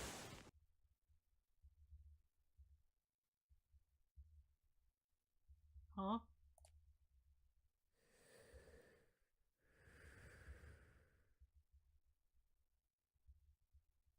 You not speak awake. No! I'm gonna say before I make that decision, because maybe the tea's poisoned. Let's drink it. I don't want to be disrespectful. Well, maybe I should have been disrespectful.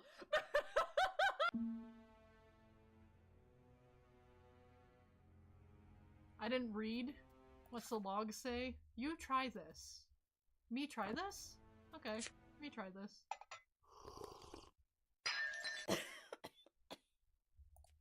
Oh. Blank blank. Oh. Down blank. Ah!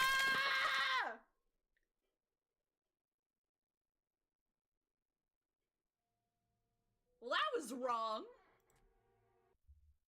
Something. Down below, rest.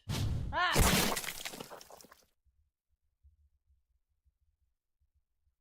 They have these things too? Oh my god! We gave Mr. Chump cat ears! Oh my god, he's so cute. It's the cat ears version of Mr. Chopped. They have these things too? Yo! A cat ear version of Mr. Chopped.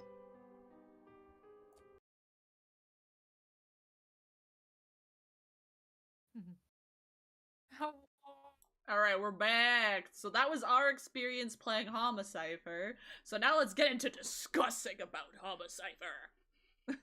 There was so many cute little horror guys, dude. I know.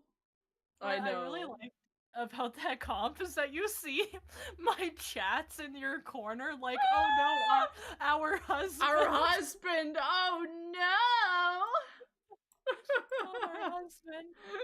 So, pretty much in Homicipher, when you start out, you just wake up not knowing anything, and there's this figure there, which later on we learn is our husband, Mr. Crawling, but we get like really freaking spooked and we run into another room where this other figure, oh, actually the first figure you see is Mr. Hood.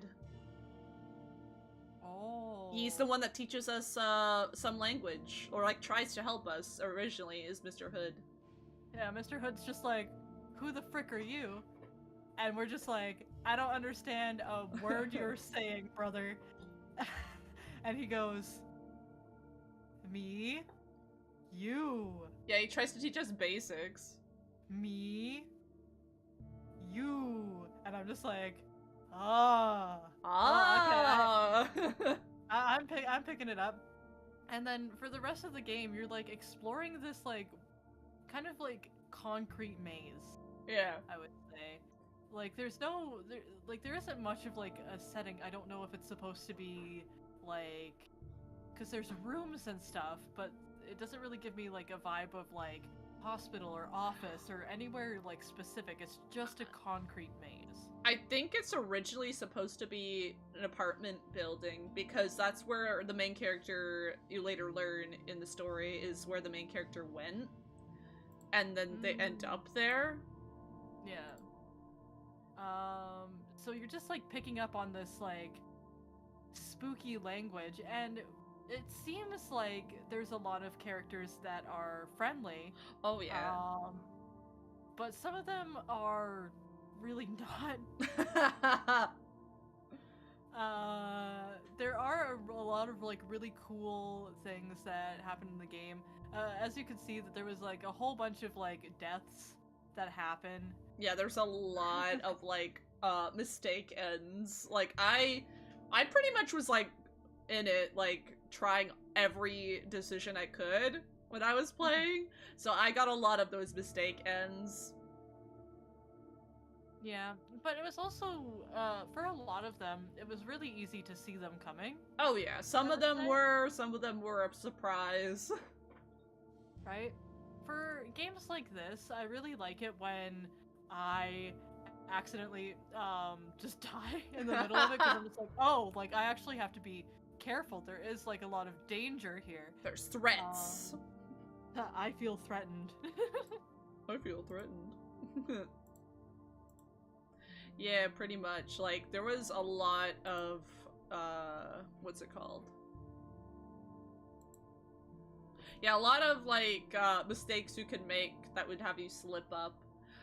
The other interesting thing is, like, yeah, there was a lot of characters, and there's actually different routes you can take to get specific character endings, which I explored a lot of that. Like, I got pretty much most of the endings, like, the main game endings available. Yeah. Because I explored a lot of it. So there are some characters, like, I'm not sure if you went on to play more or not. I got a lot of like information about a lot except for Mr. Machete. Oh, Mr. Machete's end is very interesting. I like Mr. Machete, actually. He just wants to fight. He just wants a good fight. That's all he really wanted. So there's a lot of characters in this cast. The Yeah. main one being Mr. Crawling. Yes! Mr. Crawling! He is our husband. Yeah, so the main one for sure is Mr. Crawling, but I find like secondary mains would be Mr. Chopped and Mr. Silvar and Mr. Scarletta. Yeah, so Mr. Crawling is the one that you would see me accidentally hitting Slap, yeah. in the compilation. His eyes are always covered. He has that kind of like ghostly black hair that covers his face. He reminds me of Sadako. Right? He can't, well, it's not that he can't walk, but like it's really difficult for him. So he crawls everywhere, so that's why he's Mr. Crawling. The other one that Wishy was mentioning is Mr. Silver. He's the one with bandages over his eyes and the long silver hair. Oh, Silvar. I like Mr. Silvar. He's kind of like, he kind of gives me creepy mad scientist vibes, but he's really nice. So... Oh yeah, he's really nice. He also helps teach us language. Yeah. Mr. Chopped is just a hen. Yeah, I love Mr. Chopped. He's just chilling. And a hand, maybe? Is that his hand, or is that just a hand? I think it might be just a hand. Possibly. So Yeah, I will say one thing about this game is the concept is so cool. Like, I love visual novels that get really creative, and this one is very creative because you have to go and decipher a language. As you can see, like, us typing random words, you can, like, change the words to whatever you think fits them. It's really cool. I've never seen a visual novel do that. Like, I've played a lot of VNs that are really creative, and this one's also a very creative one.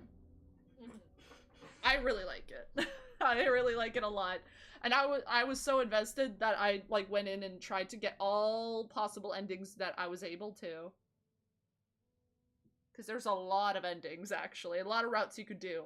There's a route with Mr. Hood. There's a route with Mr. Hood, Mr. Machete, Silvar.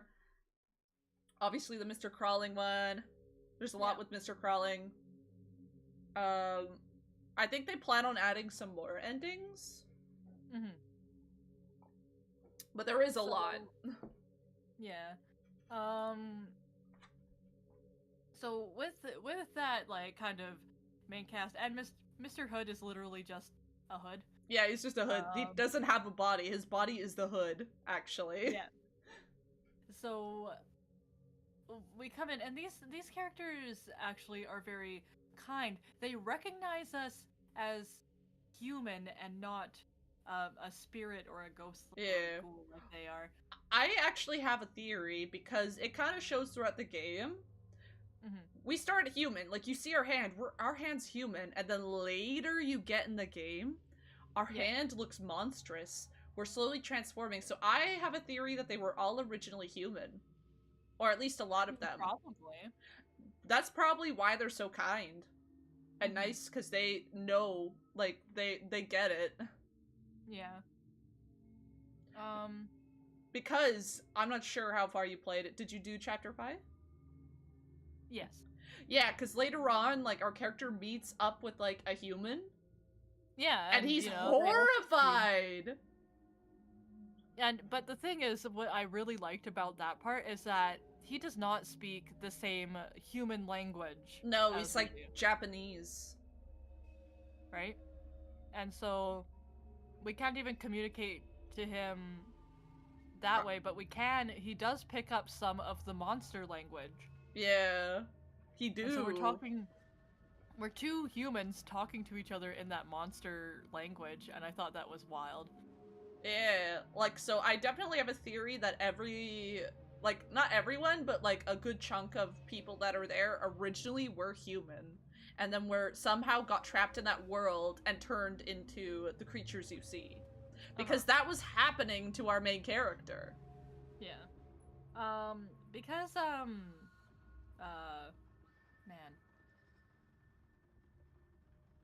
because of, our arm and everything changing, we also don't have the same clothes that we started with. No. We get wet at one point, and a nice lady named Miss Bride. Is it Miss Bride? Yeah, Miss Bride, I'm pretty sure. Miss Bride comes and she gives us like a wedding dress to wear, and our skin is becoming red and scaly and like infected, and we're not wearing the same clothes that we had before, and at one point we get our hair taken. Oh yeah, Mr. Gab. In order to make a deal with one of the spirits named Mr. Gap, who only exists in gaps in space. He takes us through a gap to escape the giant monster thing that squished us in the No, he was helping us escape Mr. Scarletta. Was it? Yes. I thought it was the big thing. No. Well, maybe it was that too, but I know it was Mr. Scarletta because I remember a moment he was peeking into that vent that Mr. Gap took us through. Oh, maybe. But we lose a portion of our hair. Our spine gets snapped from falling from that giant thing. Yeah. So we are mangled. We are not human anymore. No. And there's also we go forward. And there's also a part where we make a deal with Mr. Gap, and he like takes off like 3 of your fingers or something. Because you have to do that to progress a certain part. Right? So, you started out like perfectly human, but as you get deeper and deeper, you begin not to be human anymore. But the thing is, which I really like about the characters and how they're like helping us through it, and how they're very kind and everything, is that they do not give two shits. They do not care. I mean, if my theory's correct, which I think like there's some merit to it, like they've all experienced this before. They know the rules of this world. They know what's happening to us. So I feel that's why a good chunk of them are pretty nice. And it looks like a lot of them are dealing with what's happening to them in different ways. But one that is not so nice, which I think is like the reason why a lot of the things in this world are the way they are, or how people get stuck there, is Mr. Scarletta. Yeah. Entity that is dressed all in red, and he carries a red umbrella. And at one point, we learn that our character, because our character when we start, they don't know their own name. No. They kind of forgot it, and we don't know why they're even in this strange world.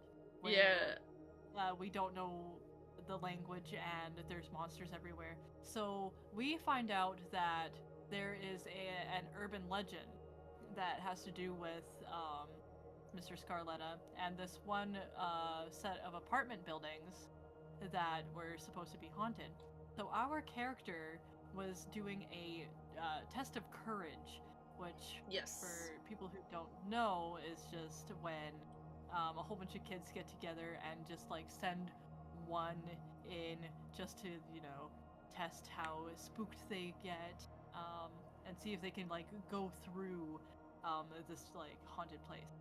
But the rumors apparently were true, and so our character gets transported into this world. And now, one of the reasons why our name was so important was because Mr. Scarletta needs your name for something. Yeah, like to...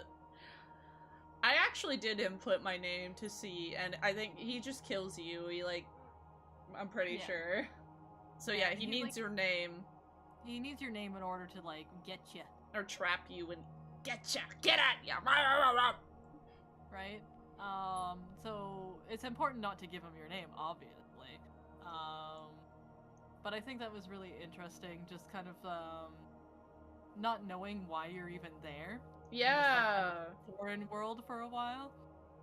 I like the slow realization of things too, because later I don't think our character remembers our name until like chapter 2 or 3.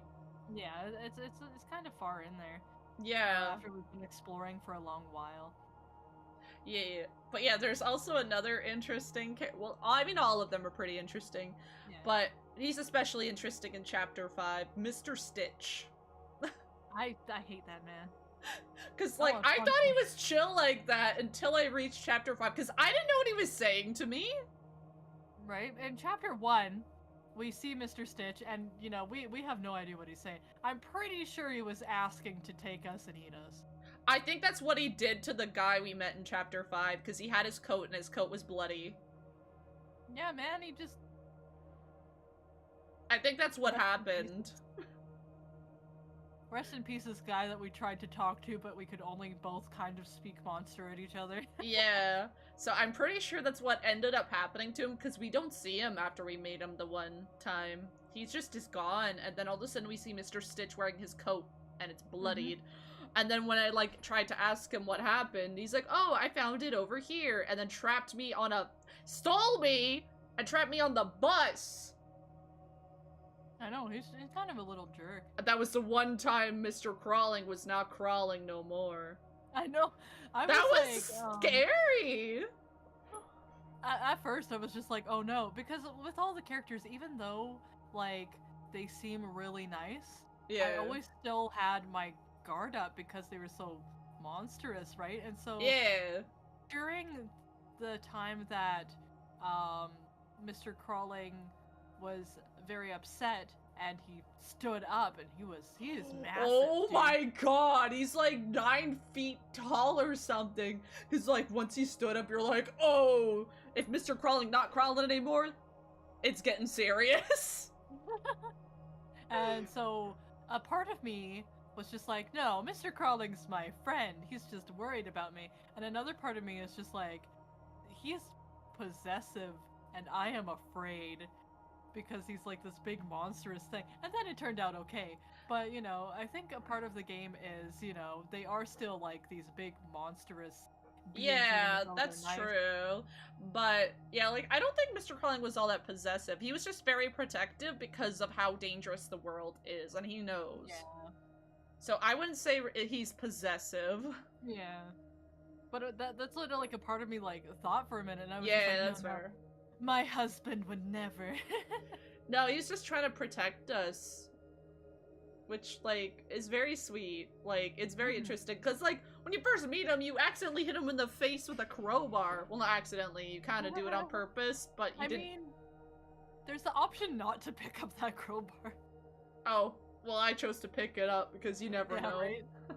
Right? It's a horror kind of game. I mean, yes, no, it is a horror game. Not If it was like kinda. It was a horror game. It's just that Mr. Crawling would never. Yeah, he would never. Mr. Crawling's the best. No, I really like this game. It was so good. Not only just like these things with like the characters being monsters and all of these deaths, but it is also a romance type BN.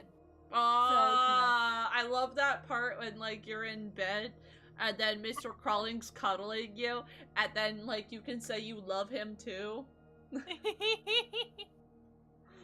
That was cute. That's what you said? Yeah. For me, it was just good night. What? He said good night and I said good night back. I don't know. He said I love you and I said I love you back. Yeah, he did. He did. Because like you had an option. You had an option to say that. And then like he says it back and then cuddles you. And then it rolls the credits. Oh. Like it was an option. The word I had, it was comfortable because like that's the kind of the word that like I used for when what's his face? Mr. Chopped laid down because he's like, "Oh, I am comfortable." Oh. Yeah. Man, I cheated myself out of an even better ending. You did! But I will say, like, I know some words I got right for sure, but others I'm like, this is totally wrong, but I don't know what else they'd be. I will say a lot of the words you were better at deciphering more words than I was, but there were some that I'm like, I think I got them right over you. Probably, I don't know. But I'd be guessing. Yeah, you were doing a lot more guesses as to what things were, and I think most times you were more correct. Like, with the words. Because there's some words I'm like, nah, that can't mean that at all. Valid. But yeah, not every single character, but most of the characters have, like, routes where, you know, you get endings with them. There's also, like, one where, like, a couple where you just escape on your own. Yeah. One of them really interested me because, I don't know if you also got this ending. You probably did, because it's a... I did a lot of them. It's a Mr. Gap ending where you do get out and you're in the world. Oh, yeah, I did get that. Yeah, you are a ghost in your own world now. Yeah. Right? Yeah. And people are scared of you. But yeah, there's a lot more endings, but you guys will have to figure that out for yourself. Ha! Yeah. Play Homicipher, it's really good. Yeah, play it. Because, like, your experience could be very different from ours, because, like, that's the cool thing, is, like, you can decipher the words however you want. Right? Our interpretations are completely different from one another's, and especially with things like Wishy getting I love you, and me getting good night. Right? Yeah, damn! Mr. Crawley likes me more! What the heck? He's supposed to be my husband. Now he's mine! Rude. But yeah, I really enjoyed this one. Oh, me too. It's so good. Especially for our Valentine's Day special. I have a husband. I love him very much. Yeah.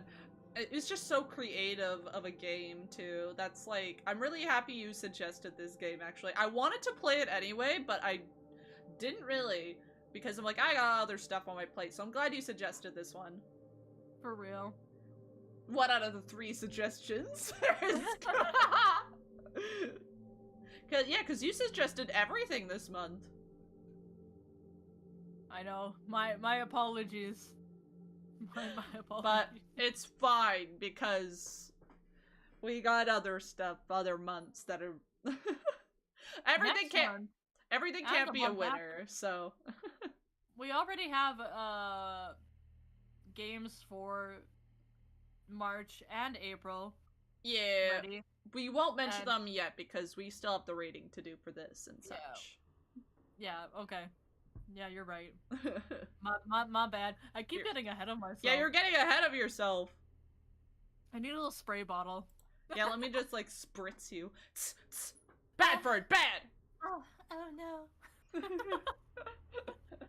But anyways. Alright, let's get into, do you have anything else you wanted to say about this, or? Not really. I want people to play it for themselves. This is a great game.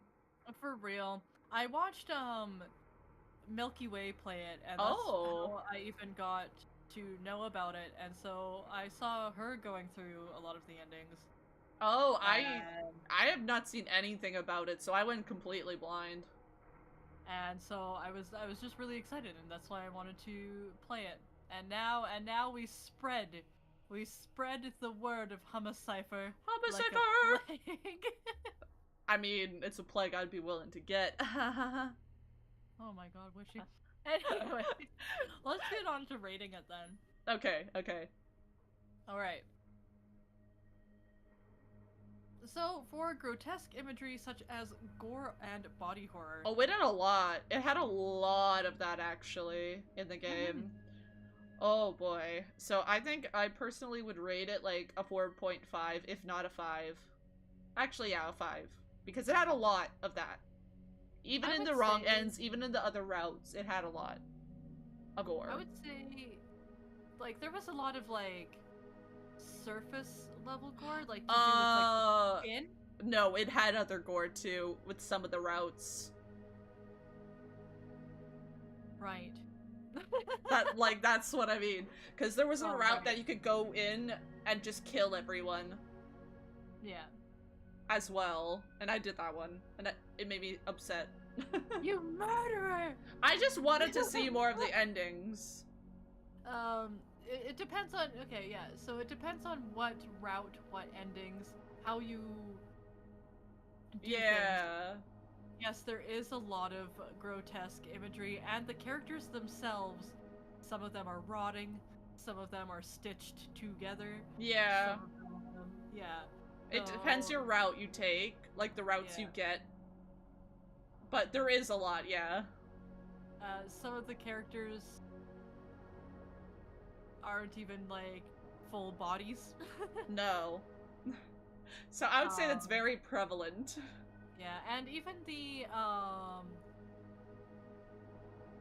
scenery and stuff. There's a lot of, like, just you walk in somewhere, bam, there's just like bags of bodies. Yeah. So yeah, I would say a 4. Yeah, maybe, yeah, I'll say 4, because it is dependent on which route you get to. Yeah. For the most part, it's pretty aight. Yeah. But yeah, I tried a lot of them, so I know the routes. Which is just like, oh. I think there's only 2 I didn't get.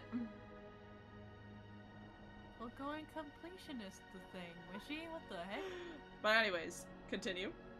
Psychological aspect. I feel there was a lot of psychological. Like I do too, because like there's some like internal monologuing that goes on with your character as well. Yeah, and then like the whole thing about being in a different world and like, who am I? Because like the character didn't even remember her name. I was like, who am I? Where am I? What is this? What's going on? Right, and then there's the whole like transforming into a monster. So I think it's very prevalent with the psychological. So I might give that a 4 as well. I'm going to give it a 3. Very fair, very fair. Very fair indeed. No, thank you. Violence. There was a lot. Yeah, depending. Yeah, depending, but also, like, you get crushed. You get, like... your fingers nommed. You get your fingers nommed. You accidentally hit your spouse. You hit him in the face with a crowbar. That's so sad. Why would anyone hurt Mr. Crawling? Yeah, how dare you, Fern? Twice. I'm sorry. I didn't know! You slapped him! So yeah, there's a lot of violence. So I'd rank that 4.5. I'd give it just a solid. I'd still give it a solid like 3. Yeah, there was like a lot of violence because I know like a lot of the routes have a lot of violence as well. Yeah, I'd still give it like a solid 3 just because I've watched a whole bunch of like horrors and stuff where yeah, there's like prolonged long scenes where somebody's getting like ripped apart. you know, you're right. So I might actually rank mine lower. Maybe a 3.5. Yeah, just because like it is there and there is like a lot of it, but like to the like it's not extreme. No. So yeah, I'm going to sit at a 3 for that. I'll say 3.5 to one up you. Okay, thank you. Anyways, suspense. there was suspense, a lot of it. Yeah, there was a lot of suspenseful moments. Especially like when you're like going down a corridor or something, and your like, footsteps. The game hints that there's like something going on, but you're just like, I don't know what's going on, and then it'll leave you there to sit with it for a hot second. Yeah, there was a lot of suspense. Right? So there was like a lot of moments like that where it's just like, I'll let you stew in it. I'll let you try to figure out what you're going to do about this. Or, you know, I'm just going to let you sit in it before I do something about it, says the game. I would say, like, for a lot of these things, they're pretty, like, middle ground. Just because there's a lot of it doesn't mean that, you know, it's intense or anything. There's not, like, suspenseful moments where I am sitting there heavily breathing because, you know, I'm just that stressed out. Yeah, I played more more suspenseful, stressful games, so I personally would give this a 3 for the suspense, because it was present, and it was pretty good, but I've, like, played a lot of horror games, so, yeah. So, yeah, we're both, like, kind of baseline 3 when it comes to that. Yeah. Jump scares? There was a few. There's a few here and there. They weren't, like, nothing that I would, like, have to warn anybody about. No, not really. Like, there was few. And some of them actually were more of, like, a surprise, and then I would, like, be shocked for a second, but then I'd kind of, like, laugh because... Yeah. Yeah, like... more of, like, a silly thing. Yeah. I would say 2.5, because, like, there was a lot of jump scares, but there wasn't...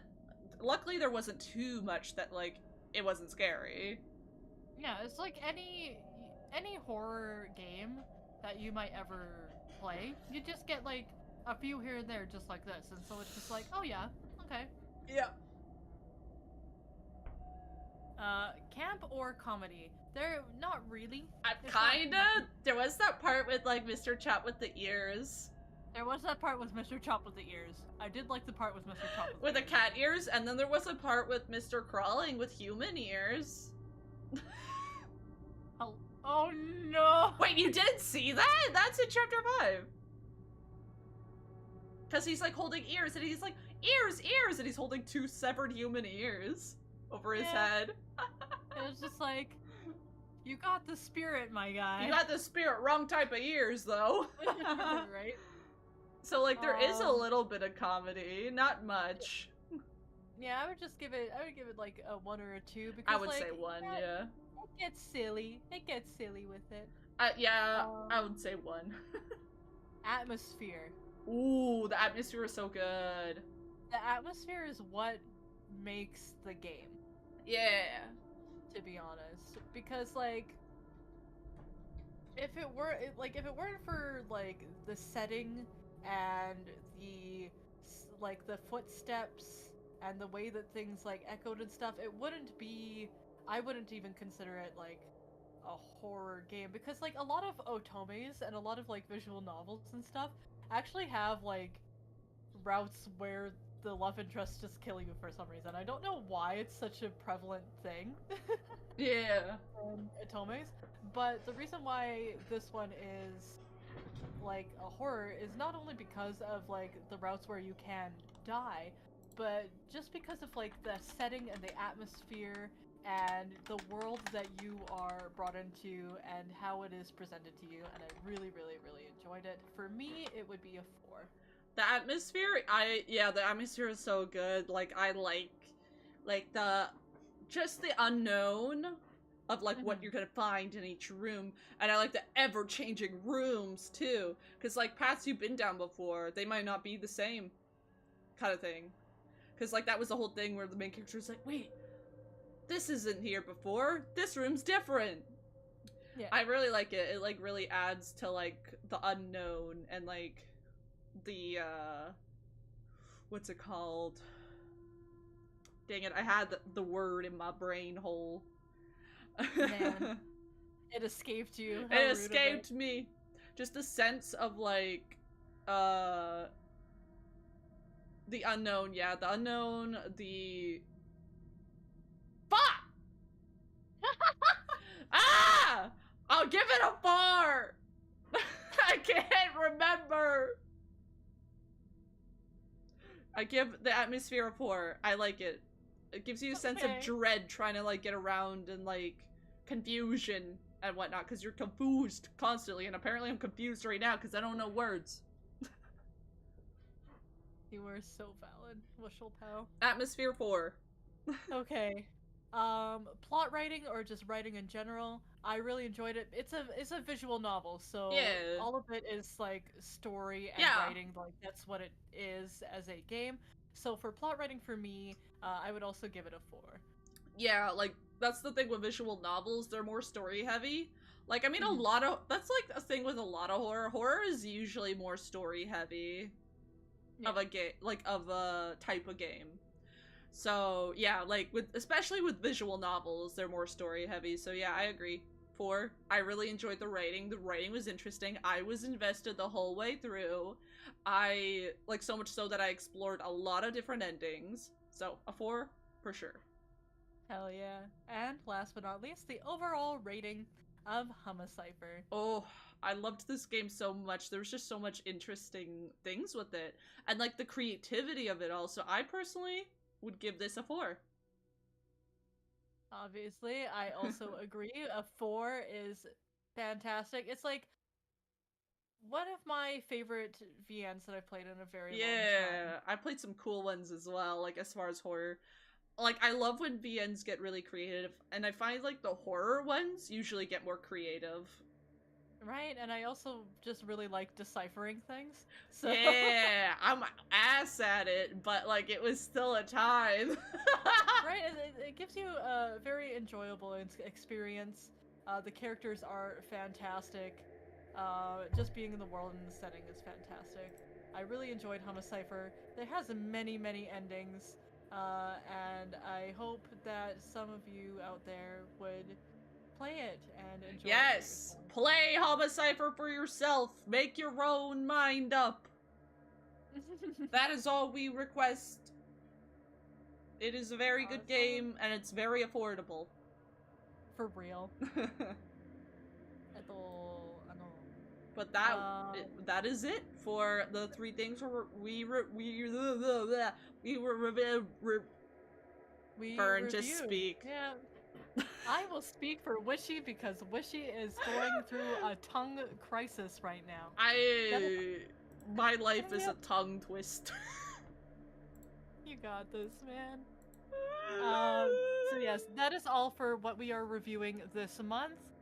This was, again, more of a meme cast because of me, and I wanted Wishy to watch The Shape of Water for shits and giggles. You want me to suffer. I always want Wishy to suffer. I hope chat knows this. Next month and the month after, we have our games picked out already. Yes. One that is important to Wishy and I doing friendship things. It will be Paranoia Place. We absolutely loved the first chapter. The second chapter just came out recently, so we will be playing that together soon. Yeah. And we will be rating that for March. also in March, hold on, I have to go to the list because I don't want to. Oh no, I remember. Okay, can you speak? Yeah, so for March, for the anime we will be watching Another, which is a classic horror anime. I remember watching it back when I was a wee wishy. So that'll be our anime, and our movie will be The Watchers, which I hear is actually really good. I've never seen it before, so I'm really excited to check it out. But yeah, our game next month is Paranoia Place. We already have our game chosen for April as well. But yeah, next month, Paranoia Place, The Watchers, and Another. I'm really excited because I really liked Another. I really liked the first chapter of Paranoia Place, and I've never seen The Watchers, but I hear it's amazing. Yeah, I've also never seen The Watchers, but I heard that it has like a really interesting ending. Oh, yeah, I've heard it was like had a twist to it. Yeah, which I really like twists. Yeah, me too. Really like some twists. I got the recommendation from my mother to watch The Watchers. Ooh. So it'll be interesting at the least. Thank you so very much for rating these things with me. Yeah, it was it was a time. And we open for comments, questions, or recommendations in this final bit here. Yeah, and also I want to say thank you everyone for watching. I appreciate. Also, I thank you for the follows. Sorry that I wasn't really talking to you guys a whole lot, but that's the way a podcast goes. So I very much appreciate the follows from Hollow Toad and who else followed? Because somebody else did. And Swaphead. Thank you so much. I appreciate you guys. I appreciate all of you, chat, who are supporting Fern and I in our yapping sessions. Our yapping sessions, for real. Shout out to Black Knight in the chat. Shout out to Black Knight in the chat.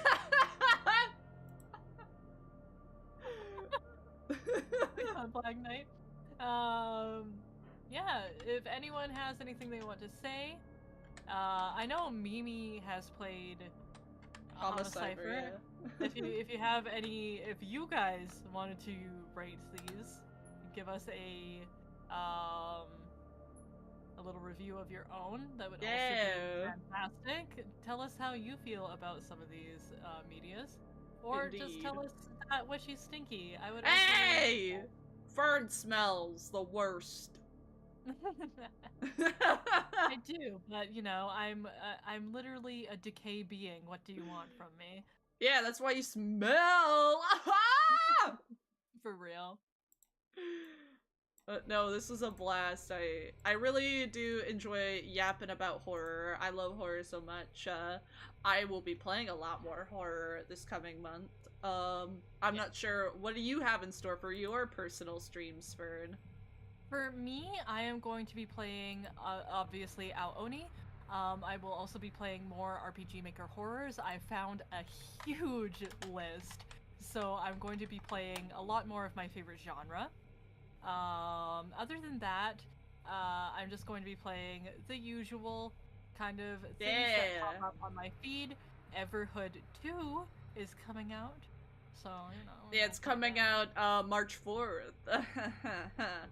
It's not a horror game. I mean, I guess it kind of has some elements, but it's not a horror game. It's like a rhythm, not really rhythm, like bullet hell musical game. Yeah. So if that sounds interesting to you, check out Everhood. The second one comes out soon. We just really like Everhood. Yeah, I guess we'll raid out and maybe play some Minecraft or something. Yeah, let's play some Minecraft. Well, speaking of Minecraft, guess who's playing Minecraft that we can raid out to? No way. Oh, Sam! Let's raid out, see Sam. Yeah, we'll see Sam on the server too. For real. So thank you everyone for stopping on by. I appreciate you all. We both appreciate you all. And yeah. So we'll do a VisceRate. Yeah, we'll do VisceRate. Yeah. VisceRate. VisceRate.